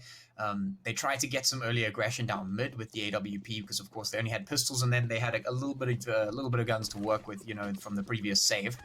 That almost paid off. It didn't really open things up for them, but the fact they were able to do so much damage is great.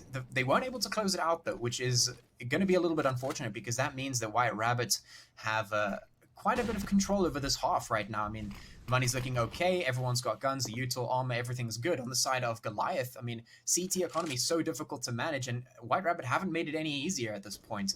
So things very, very difficult for them.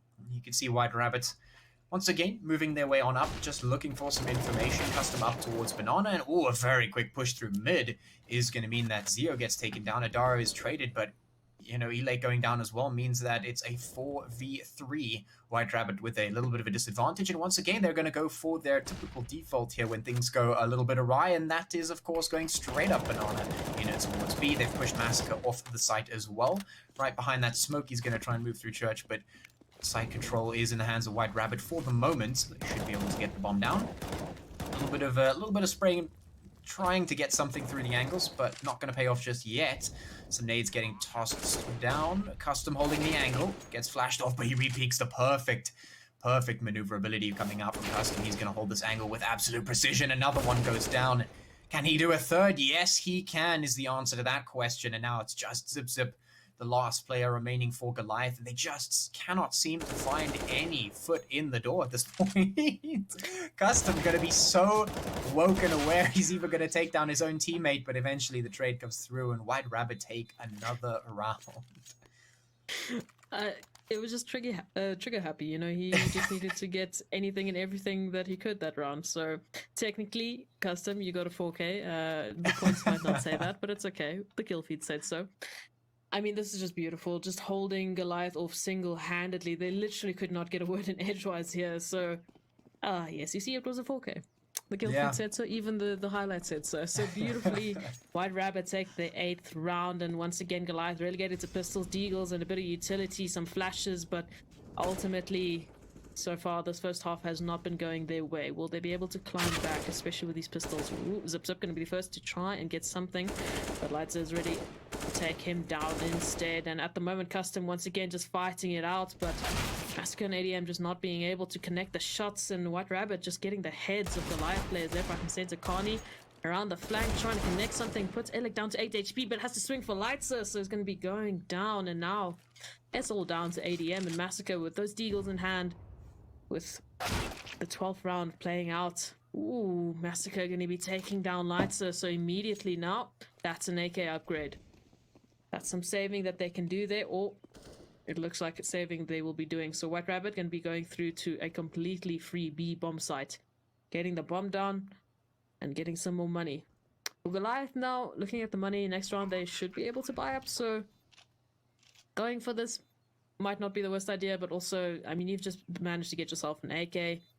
save up, whatever you can at this stage and prepare for the next round. So 9-3 should be our scoreline at the moment. For you, Patchy, what do you think Goliath needed to change up, or what do you think they need to do? Potentially take a little bit more control, get some more information?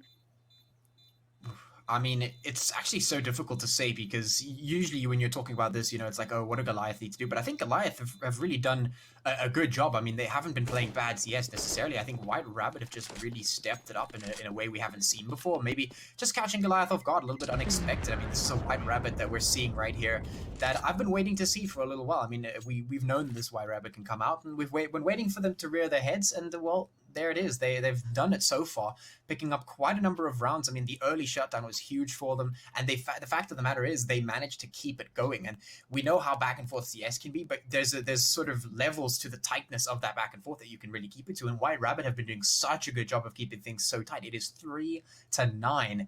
And White Rabbit looking so strong in this half. Goliath taking a timeout, as I think they should. Of course, they are going to be able to buy up here, as you said. They've got a little bit of economy to work with, but they are on maximum loss bonus, which is a bit of an issue because now we're heading in towards the end of this first half on round 13.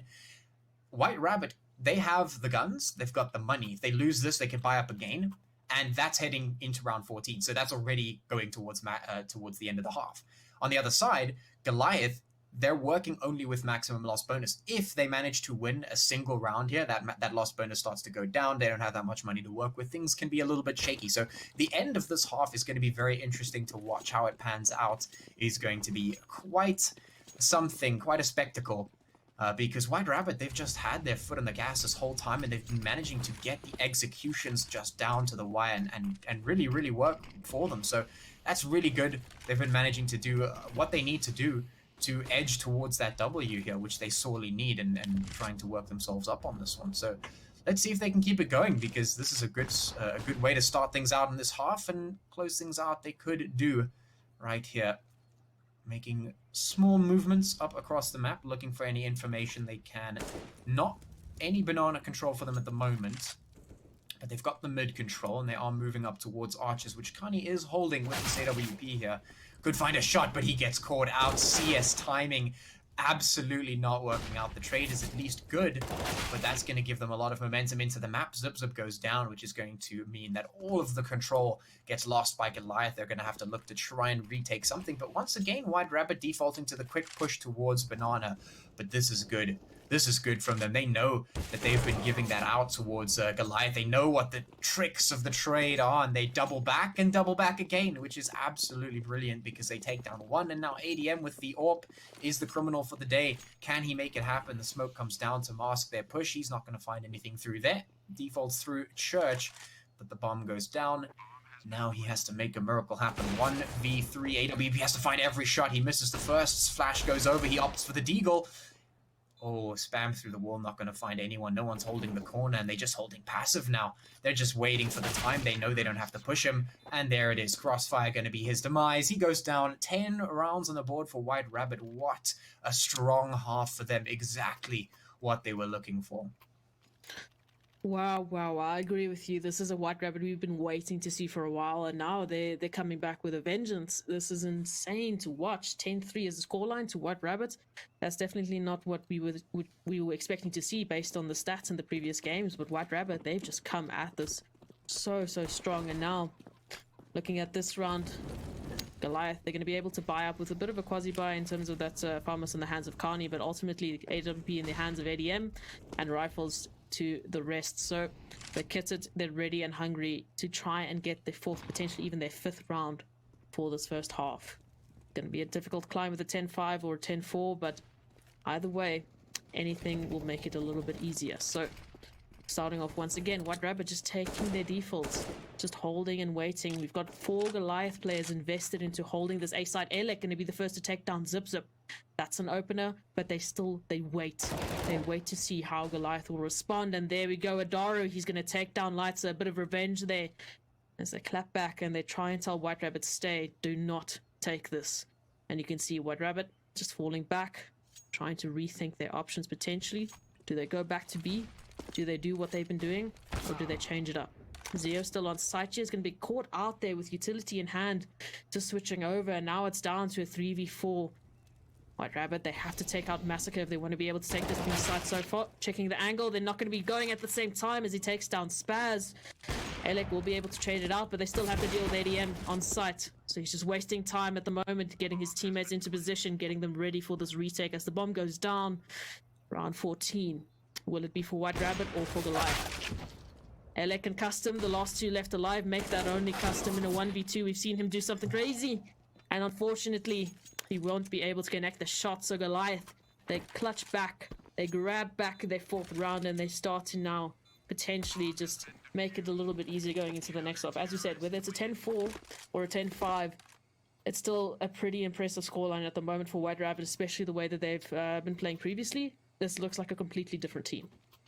Yeah, it certainly does. I mean, White Rabbit showing what they can do, something we've been waiting for. They're showing it right here, looking to put those W's on the board finally. Get those points going. The problem right now is that, you know, this could still swing either way. But White Rabbit, they've started out really good. The thing that we've seen time and again, however, is that when things switch up, when we see the team on the other side, it's not the same performance. And White Rabbit are really going to have to look to continuing some consistency for their performance going into the second half, because that's really going to be the determining factor for what goes on here. 10-5 or 11-4, it really doesn't matter at this point. It's just one round that could swing either way. Now, sure, that one round could be huge, you know, going in towards the end, and Goliath are going to want that round, you know, in a big way, because if you want to end the half on an L, you at least want those 5 rounds. I mean, that's the sort of minimum standard. Otherwise, coming back into the round it becomes very, very difficult. You know, you want as many rounds as possible to work with. The biggest buffer zone is, of course, better. So getting that 5th round will be very important for Goliath. On the other hand, White Rabbit, of course, want to get as many rounds for themselves as possible, because it makes it easier to take the W. And Soul, Kani gonna swing, but he gets taken down immediately. Can't take down 2 by himself. Eleg going to be pushing out, just keeping his eyes on towards the library, which is a good choice because Zip Zip is here with the MP9, not going to find anything. ADM takes down Lights and Zip Zip goes down. Now it's ADM Massacre and Adaro still alive for Goliath. 3v4, 2 towards the B side, 1 towards A, and White Rabbit are moving in. ADM misses the shot. That could be devastating, but finally he's going to find it. That's going to leave Zio completely alone with 28 HP against ADM, who is looking in this direction. There it is. He takes him down. The half is going to be 10-5 in favor of White Rabbits. So, strong start, as you said. And now for Goliath, either way, this can swing, you know, especially with what we've seen from previous teams. Sometimes their T-side is just what they prefer. It's that momentum, it's that pacing, it's that tempo. So, especially now, this pistol round is going to be quite a determining factor, especially with Goliath. This is their chance at getting an early start and getting that early 3-round advantage potentially. So definitely, this pistol round is going to be a vital addition to what could be their comeback. We'll see what they can do this time. Just taking it off, starting it off with the Glocks, with a bit of utility, smoke and flash in hand, and a bit of pistol upgrade, so we'll see what they can do with them. At the moment, 4 players towards middle, just taking some shots there, putting Alec down to 11 HP, telling him to fall back and be careful because here it starts for Goliath. They're just taking some control at this stage, forcing White Rabbit to back off. Spaz and Zio actually taking some aggression towards his banana, so good information for them. They just need to deal with the 3 barrage here from Goliath. As they fall back to site, they make sure that they're not giving anything away for free. That is going to pull 2 rotations away, though, from White Rabbit. So 4 players on the B side now, which might be the perfect decision as Goliath go for a B split here. 2 players going through archers with Alec holding the back. Now it's going to depend on who hits the shots the best and who's looking where. Massacre is going to take down Alec, but Lightser with 2 makes this possible as he gets the 3rd, and now it's Carney and Zip Zip left alone for Goliath to try and get their pistol round. Will they be able to do it? They do so well. They open up the B-bomb side. They get the bomb down, and it's all left to Custom. Off of the back of an insane 3k there from Lightser, it's somehow fallen apart for White Rabbit because Goliath are just hitting the shots, and they're doing it so well. So now, Custom in a 1v2. Will he be able to clutch it out for his team? He has to find 2 players. The time is running out, and he does not have a kit in hand. So no luxury of an easy defuse just yet, and at the moment, only 1 player spotted out. Teammates just playing time, making sure this bait and switch is perfect. Carney going to be the first to spot out. Do some damage to Custom, puts him down to 9 HP and takes the final kill. Goliath, somehow, some way, it was looking scary there, especially with that 3k from Lightser, but somehow they pull it back. They get their pistol. Now, this might be the 3-round swing we were waiting for. honestly, I find it so surprising that off the back of that 3K, they still can't close it out. I mean, that's just devastating right there. That was such a good opener. That was really, really strong for them. They managed to keep things under control. And then suddenly the side players couldn't find the hits and they got immediately taken out. That just lost them the round. So that's going to be a little bit devastating. And now White Rabbit are going to try and just charge straight down the mid to find something with the pistols and the MP9, the Glocks, the Galils, the MAC-10s are going to be there. Everything going to be just tearing straight through White Rabbit. 7 rounds for Goliath here as we move into round 18. And, well, Goliath looking to bring things back. So relegated to pistols will be White Rabbit. They finally are on the back foot in terms of anyone who's in the Goliath camp at this stage. This is great. This is Goliath's chance to get that third very important round. That is, if White Rabbit don't do something insane here with the deco. We've seen what they can do previously. So will White Rabbit be able to pull something out of the hat? Will they be able to show us a couple of tricks this time? At the moment, Goliath just edging towards a bit of a B-side take here. 4 players basically invested with ZipZip holding that second mid, making sure no one is flanking, especially with the pistol rounds. You need to be careful. So full investment here from Goliath into this B-site. You need to be careful with the deagles in the corners that you might not expect them flashing through the smoke. It's going to be Carney. He's going to get taken out there by Spaz, but Massacre has got his back. It might not be enough, though, as Zeo takes him out of the picture. Puts it down to a 3v4. It's still only pistols for White Rabbit, as unfortunately that scout is just out of the corner. Trying to recover it. Custom is going to be the first here. Ooh, does a beautiful shot there onto ZipZip, and somehow these deagles are making it work. He takes down 2. Leaves it all down to Adaru in a 1v3. What can he do for Goliath? They're so close to getting that 3-round conversion, which is definitely going to help to make the round gap smaller. But now, somehow, some way, once again, it seems like the Pistols, the team that you wouldn't expect to win it out, is starting to do something great. Adaru has a bomb in hand, has a bit of utility, but has to make the vital decision. 30 seconds left on the clock. Do we invest into A or to B? Going through to Archers, he might find Elik first, so spots out the body there. Has to be careful because his teammate's right around the corner. So for White Rabbit, they do the insane, they do the impossible, they take the deco, and now we're looking at a 4-round gap. Yeah, and I absolutely love what we're seeing here from White Rabbit. It seems like, I can't say for 100% sure, but it seems like that consistency from the previous half is still there. It's still showing its head in the second half here, because even though Goliath won things out and they were looking super strong, White Rabbit, they pick up the deegs, somehow they make it work, and now they're right back in the action. They've got things working for themselves. If they win this one, it's going to be huge. Now, of course, Goliath, they have the economy, they got the guns, they've got the AWP in the hands of ADM. So, still definitely big potential for either of these teams, but the fact of the matter is White Rabbit were able to bring themselves back from what was looking a little bit of a daunting one. They managed to come back and they managed to get the deco. And now we're sitting on 7-11, which is a nice score going in there in the favor of White Rabbits. They are going to be just holding on for the moment, not seeing anything crazy, but Goliath, they're looking for a little bit of info, just pushing around, not overstaying their welcome. Lights are going to be taking down Adara. There he goes, peeked out and taken down. And now ZipZip moving in towards apartments, going to try and find something through the smoke, not going to land. That's going to mean that they have to find somewhere to commit. It looks like it might just be the B as they charge up and on and looking for that control. The utility going to be tossed straight down. Things slow down, of course, off the back of that. Goliath going to probably want to set up here as they start to rotate all their players, indicating that they do indeed want to commit here towards B. It is all going to be up to 0. And, of course, Spaz up here as they try and make the charge in. Carney checks the corner, tries to get the spray, but it's not going to happen. They do take down Spaz on the site, which does mean site control and, of course, bomb plant. Now Zeo going to try and find something. There we go. He peeks it out. The Galil wins the fight. Won't find anything through the smoke, but at least that's something to work with for the moment. It's a 4v3 in favor of White Rabbit, so right now they have the man count to make this work, but they have to get the pushes right. They've got to get the picks. If they can't find any openers, it's going to be devastating. ADM takes down Elik, evening things out 3-3, and now a little bit of a question for White Rabbit. They might want to take a little bit of a page out of Goliath's book and try and go for a save, but it looks like they don't want to do that, and that's going to cost them. Custom and Zeo goes down. Lighter finds ADM, but it's not going to be enough. 1v2, the time is ticking. He's not going to be able to get the defuse here unless he makes an absolute sprint for it. He knows it. He's just got to get himself straight out of the situation. Another round going the way of Goliath, but it is tight. Massacre just looking for the kill. He won't find it. But it's going to be 8-11. Massacre actually goes down as well to the bomb.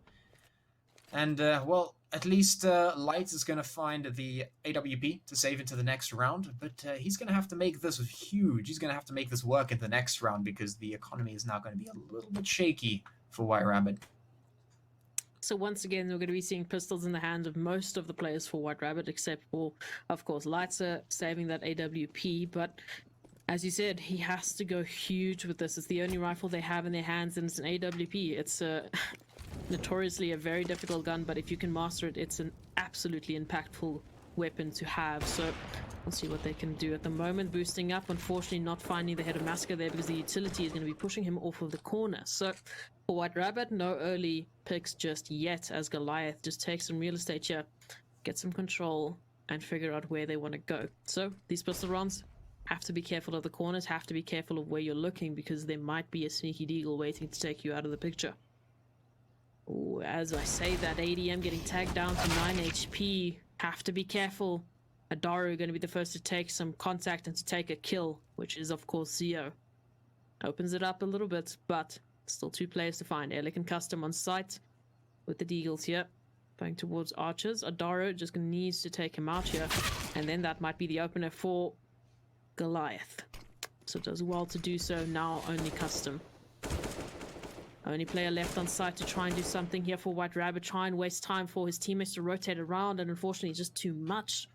All the players of Goliath are here to take the A site. It's a complete sandwich, and for White Rabbit at the moment, save the AWP, wait for the next round, get your utility, get your teammates set up with economy, and just prepare. At the moment, Goliath starting to close that gap, edging closer and closer. So this is a great conversion here for Goliath, as we said. Unfortunately for White Rabbit, relegated to pistols, not much in terms of on paper that you should expect there. And a lot of pressure being put on Lighter to basically do anything and everything. And unfortunately, Goliath just playing it perfectly, getting the entries on A sites and capitalizing off of that. So understanding well that definitely a pistol round should be expected. So a little bit more careful about the corners, and they make it work flawlessly. All 5 players still alive. And that's going to be great for the next round, especially with regards to their economy. So for White Rabbit, a buy-up should be what we are expecting. Yeah, if they've got the money, they can do it. The loss bonus is up there, so definitely should be a buy-up for them. You can see them beating up those M4s. The AWP, of course, still in the hands of Lighter. So still pretty decent setup for White Rabbit. They can make this happen, but now the economy is going to be in a little bit of turmoil here for White Rabbit, because if they don't win this, it's going to be completely reliant on that loss bonus. And that's a dangerous situation to be in. We've seen it again and again. So hopefully they can get a win in for themselves. Of course, on the other hand, Goliath looking to get that tempo and keep it going, clutching those rounds back bit by bit, clawing them back and closing up the gap a little bit. 9-11 is what we've got, just a couple of rounds behind. We'll see if Goliath can continue to put the rounds on the board now. They are facing up against the rifles. Counter Flash comes in. Going to just push them off of mid for the moment, but no one's actually going to be here to greet them. We got Zio in library, so he could do something. But 2 players now, Elake and Custom, going to be playing in towards the pit area. So just playing a bit passive, more towards the site, not wanting to take any early fights. And that's actually going to make Goliath second guess. They push towards A and instead default towards the B. They're moving up Banana. They're going to start taking the peaks. But even the Banana players, I mean, the B players, Spaz and Lighter, is it? Sitting at the back there. They're just sitting on the site. It's very, very passive here. Nothing too crazy for them. So the Goliath members are definitely going to have to find these openers. They're not finding any information, which could be a little bit worrying, especially if you're on the T side and you get so much information in the previous rounds and now you're being given nothing. It's definitely difficult to work with, but at least they're getting the tempo going. Ooh, Lights has spotted one. He's not able to get the other. Oh, and these are the openers that they're looking for. Goliath have so much control here. So many hits need to be found. Lights will find one. He can't find the second, though. That's going to be it. White Rabbit have lost control of the B site. The bomb should be able to go down. Now Zio trying to rotate in from Church could potentially catch them out here, but oh, he does. Kani goes down, not looking in time. Will be traded out, but it's still 1v2. Elay could make it happen. He's charging up Banana to try and get it. The bomb is down. Position, if he spots it out, he finds one. Oh, but he can't find the second. Instantly gets taken down. The trade is good. 10-11 is the score now. Goliath only 1 round behind. And now White Rabbit going to be relying on that max loss bonus, going to be whipping out the Deegs to try and work a Deeg miracle once again for themselves as we edge closer and closer to the match point. Very, very close now for these two teams. Goliath looking a little bit more in control here on the T side. We'll see if they can keep it up. Nade stack potential for White Rabbit here. They've got 4 nades in hands with those Deagles, so potentially just saving that for a little bit later as they just set up and wait for Goliath. As you mentioned, this is a difficult situation now for White Rabbit. Relegated to pistols to try and stop Goliath from tying it out. With a fully kitted Goliath, I might add. So up close and personal is Custom. He takes out Zip Zip. Nice headshot there, gonna start it off. And that's unfortunately not going to be a gun recovered for White Rabbit, but at least the numbers advantage is there. As we mentioned, not the best firepower, but potentially they might be able to make it work. They can just hold on and surprise Goliath. It might be a different story, but that being said, they have to deal with the Daru first. Elik around the corner. He's just going to be spotting him out. His teammates there to try and get it. Blindly, he takes him out of the picture. Somehow, once again, these Deagles are doing the work. Carney finally chiming back there for Goliath. Taking the first one out. Still many to do, still much to do. Massacre gonna be good to take down to at this stage now. It's in favor of Goliath in almost every possible way. They just need to get on site and plant the bomb to take this round. Spaz rotating around, trying to just stop Goliath. Has to be careful because just around the corner is all of the Goliath players looking and hunting for him. He's spotted out, position known, and now he needs to be careful because they need to take him out. Hard clear this corner, get onto site. And he gets taken out. Custom the last. White Rabbit left alone to try and do something here with a 1v3. Potentially just save the AK. Get into the next round. 10 seconds left on the clock. It came down to the wire, but ultimately, we'll see. Is this going to be a take? At the moment, Custom, they should be able to buy up in the next round. So potential for the 1v3 here. He wants to go for it. Maybe just hold a bit of an exit frag here. Do some damage to Goliath's economy. Edging closer and closer. He's going to be the first to meet ADM. But that AWP is just posting it and waiting for him to peek around the corner. No utility to help out. And there it is. They tie it out. Goliath 11-11. They're getting closer and now they have the potential of just taking it even further. So for White Rabbits, as you mentioned, they're going to be able to buy up. That loss bonus is quite handy sometimes. So this is great. AWP in the hands of SlyRsi, and now we have to see who's going to be steamrolling first. Yeah, I mean, they have spent all of these rounds from beginning to right here in round 23. They've spent all of these rounds to get where they are, and it is dead even. And the fact of the matter is, the buys are also there. They've got the AWPs and all the rifles that they could need. They've got the armor. They've got the util. Now they need to make it work. One of these teams needs to win out here. Who is it going to be? That is the question right now, as Goliath are just once again probing for information. Full banana control is going the way of Goliath. A little bit of information gathering happening in towards mid as well, but right now it just looks like they might want to move back towards B once again. They've had some pretty good success on that side of the map. Might just want to look for it again, but having seen no one, the bomb is still in limbo. Trying to find out exactly where they need to take it, looking for the telltale signs. How is White Rabbit going to respond? But once again, they're playing so passively that Goliath aren't getting anything. They're not really finding very much. Now, Kani has a lot of information here up in this point. He knows that they're not taking any aggression towards Banana, so they have lots and lots of map control, which is going to be pretty big as they start to take on it towards the A site. The executes coming down, those utils just being tossed. Try and get in there. 3 players of White Rabbit need to anchor onto the site, need to hold on as Goliath start making their way in there, and might just decide to do a bit of a wraparound. Connie's still in this position. Might just give that information over. We've got Zip Zip up in apps, trying to push forward. Utils being prepped. Here they come. Can Goliath find these openers? Once again, it is going to be huge. Here comes the flash. It's going to be big. Massacre finds one. Elay goes down. That's side anchor down. Now the rest of the players have to make something happen. Ooh, the trades can't come through for White Rabbit. They're losing so many players. Now SlyRsi has to fall off the position. He has to let them plant the bomb. The 2 players, Zero and Spaz, well, they realize something. They realize if they rotate, it's still going to be a difficult scenario. 4v3.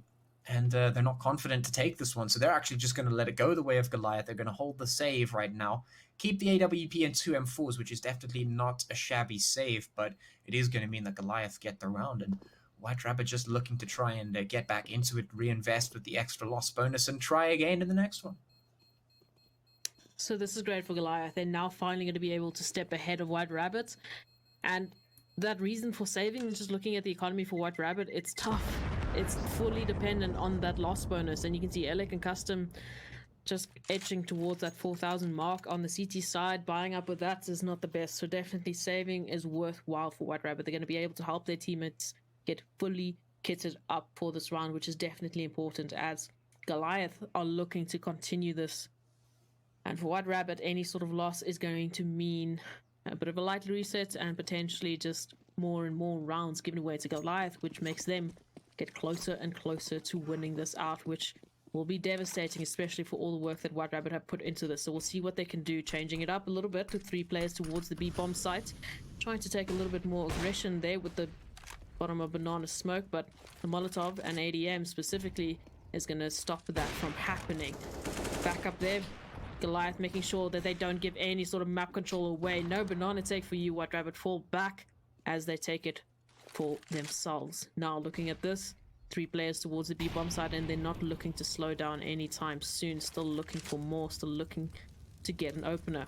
Utility going out. There's going to be Spaz here on the high rise, boosted up. He's going to be able to take down Massacre, swinging to take down Carney, and at the moment Goliath, they have to rethink this, but oh no, Alec jumping out of window, that gives up A site completely. Goliath are going to be running into a completely open A site, so where they might be trying to still figure out if Goliath are defending or investing into this B bomb site. Instead, they have to take the retake. They have to completely reinvest and re-sync to try and take this back.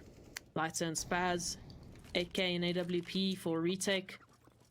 Once again, it's a difficult situation, but they're falling back. They're choosing to save this, and that's the 13th round for Goliath. So as I've mentioned, this is a lot of pressure. They're fully reliant on this loss bonus. Any sort of loss, any sort of losing of guns, that's just chipping away at the economy time and time again. So that puts a lot of pressure on individual mistakes. And I think White Rabbit are unfortunately just going to be a little bit angry with that, especially when they were trying to take some initial control. They were changing it up. They were definitely getting there, but it just wasn't quick enough to catch Goliath off guard. So they were ready for it. They took it back, and just a beautiful conversion as they rotated around. So unfortunately, the 2 kills were there. The defense was there on the B-bomb side, but A was left defenseless.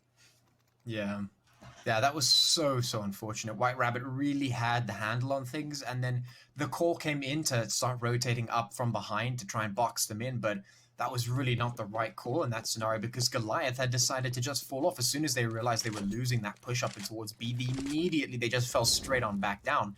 And then Elake was jumping out of the window from apps, and they were like, oh cool, free site control. They take him down, they walk into site, and well, what can you do from that point? So definitely a bit of a feels bad for them, because that was so far in their control and it just slipped from their grip, and they're going to be very frustrated with that one, I think. And well, hopefully they can make something happen here, because Goliath are slowly edging towards that match point. 13 rounds on the board for them as we go into round 25 of this match.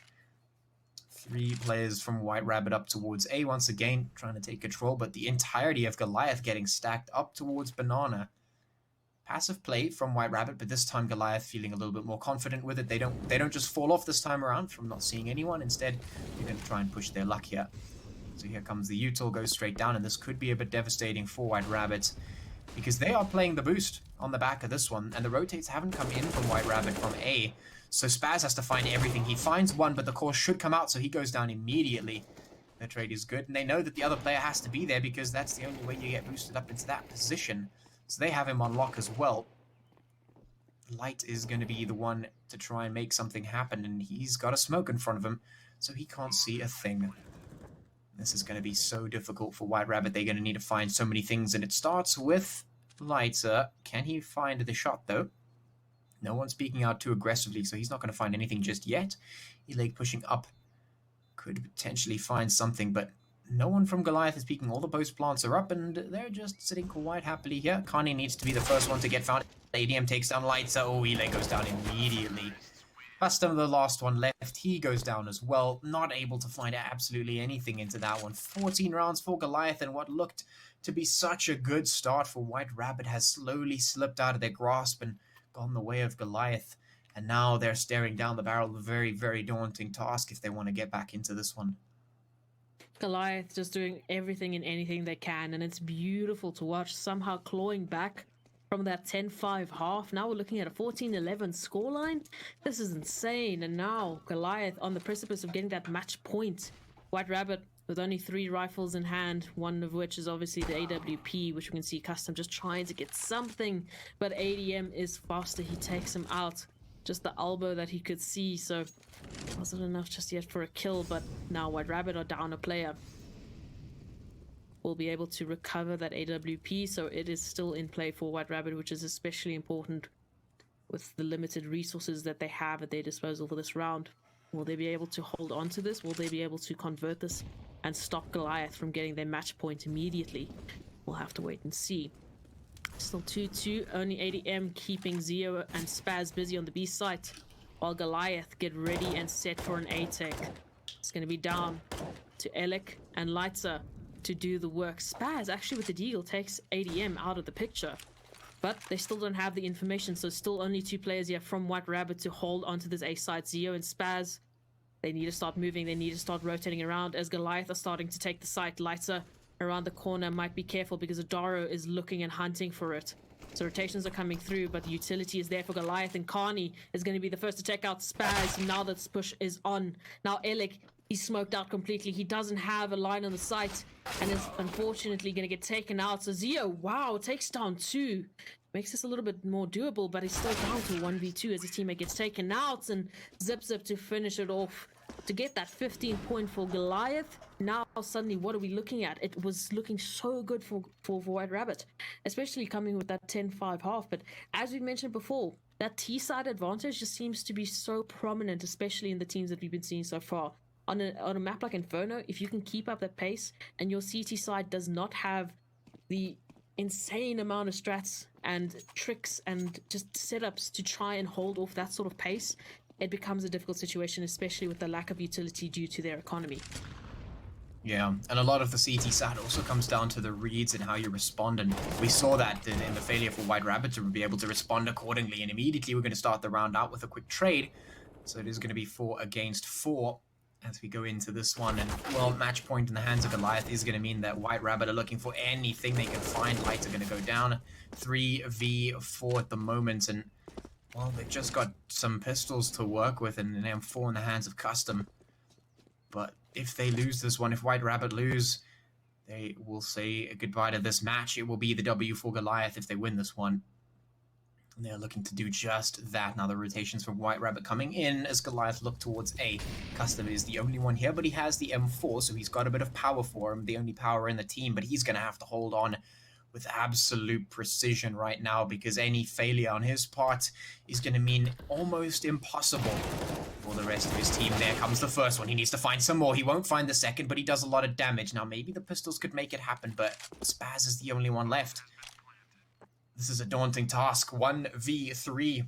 I'm not sure if it's even doable at this point. The bomb is down. The post plants are up.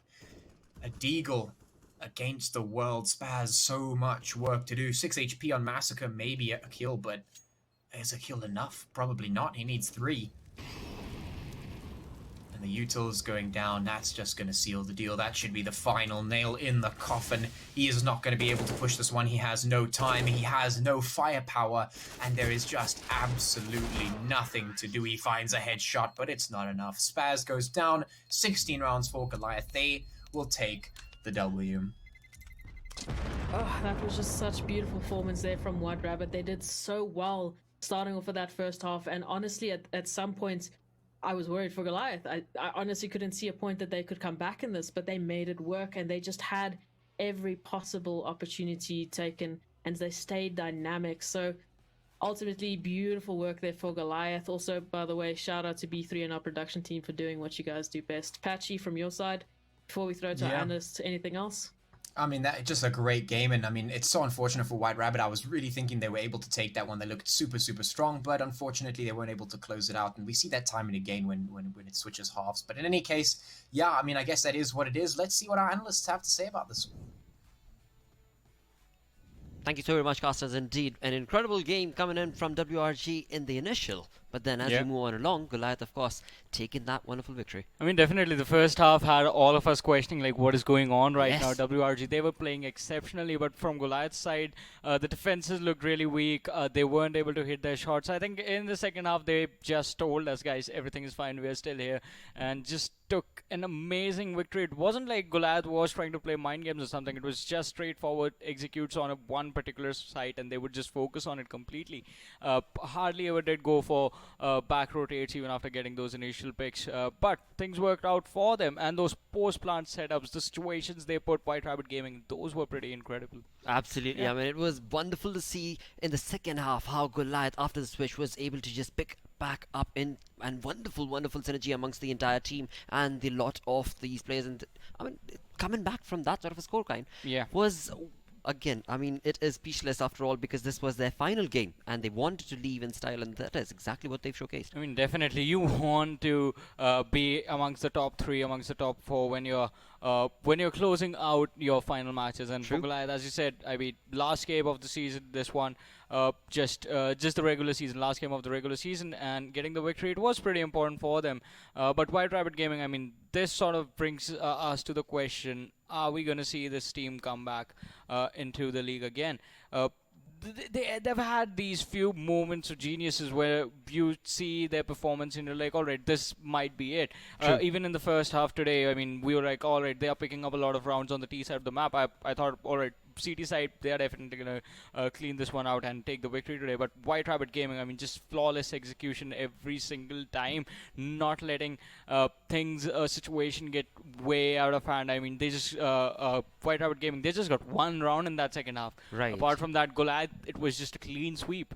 True, that is so true. Indeed, a bit not... I mean, I wasn't really too happy to see that, because after all, looking at that first half from WRG side, it was just spot on every single time. Stopping Goliath in their tracks so many times, boxing them in. It was just different sort of synergy that we saw coming in from WRG. And, I mean, it reminds me of the previous week's last game that we witnessed, which was Sin5 and DNMK. Yeah. Now, another one of those games where indeed it was complete swoop as to what was expected and what the result was. Exactly. I mean, we did sort of expect initially coming into the match, Sinister 5 looked like the strongest side, because DNMK, they weren't having too much of a great time in the league so far. But that game showcased like DNMK, they still have a lot of fight in them. And I guess today we can say the same about White Rabbit Gaming. Exactly. Even though they lost, they had an amazing performance. And in the next few matches, I mean, I guess they have 2 more matches lined up after this one. So they can try and get those victory for themselves and have at least a decent standing when they close out. Absolutely. With that, of course, when it comes to this game, it was Goliath's day indeed. And with that, let's quickly have a look at our most valuable player for today. Dude, it has to be. It has to be, yeah. I was looking at it in play. Even in the first half when Goliath, they were dropping out rounds, a lot of rounds, in fact, in the first half. It was just this man who was just keeping his team inside of the match. And an amazing performance. Impact rating 1.8, 29 kills, ADR 111.48. 7 multi-kills, 5 and I mean the stats, leave the stats out of it, massacred. Some of the most insane shots I've seen in this game were coming from him, and it has been like that with Goliath Gaming. They have 1 or 2 players. Last time I think last time we saw them perform, it was Kani who was like popping off really hard. This time it was Massacre, and they still sort of adapt to these individuals who are popping off, and that works out for them.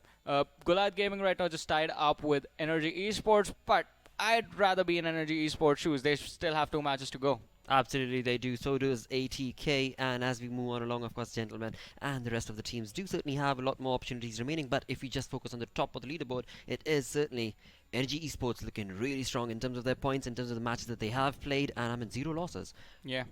0 losses and just a single draw. I think if Energy Esport end up winning the remaining 2 matches that they have, that 1 draw is going to feel like a really sharp thorn to them. But on the other side, another interesting thing, I mean, it is going to be White Rabbit Gaming. They have no victories as of now. So they definitely need to win the next 2 games so that at least they can get 6 points and not just finish on 0 or 3. Absolutely. They've also played 5 games. They've still got 2 Yep. games remaining. They might just be able to do that. And of course, talking about Energy Sports, they're playing tomorrow against Gentlemen. So do not forget to tune in for that match. But yes, for today, we do reach the end. Please do stick around as we go on a short little break. Because after that, we are going to, of course, be going through a highlight of the entire season. But yes, with that, we do reach the end. Thank you so much for tuning in. Until next time, take care.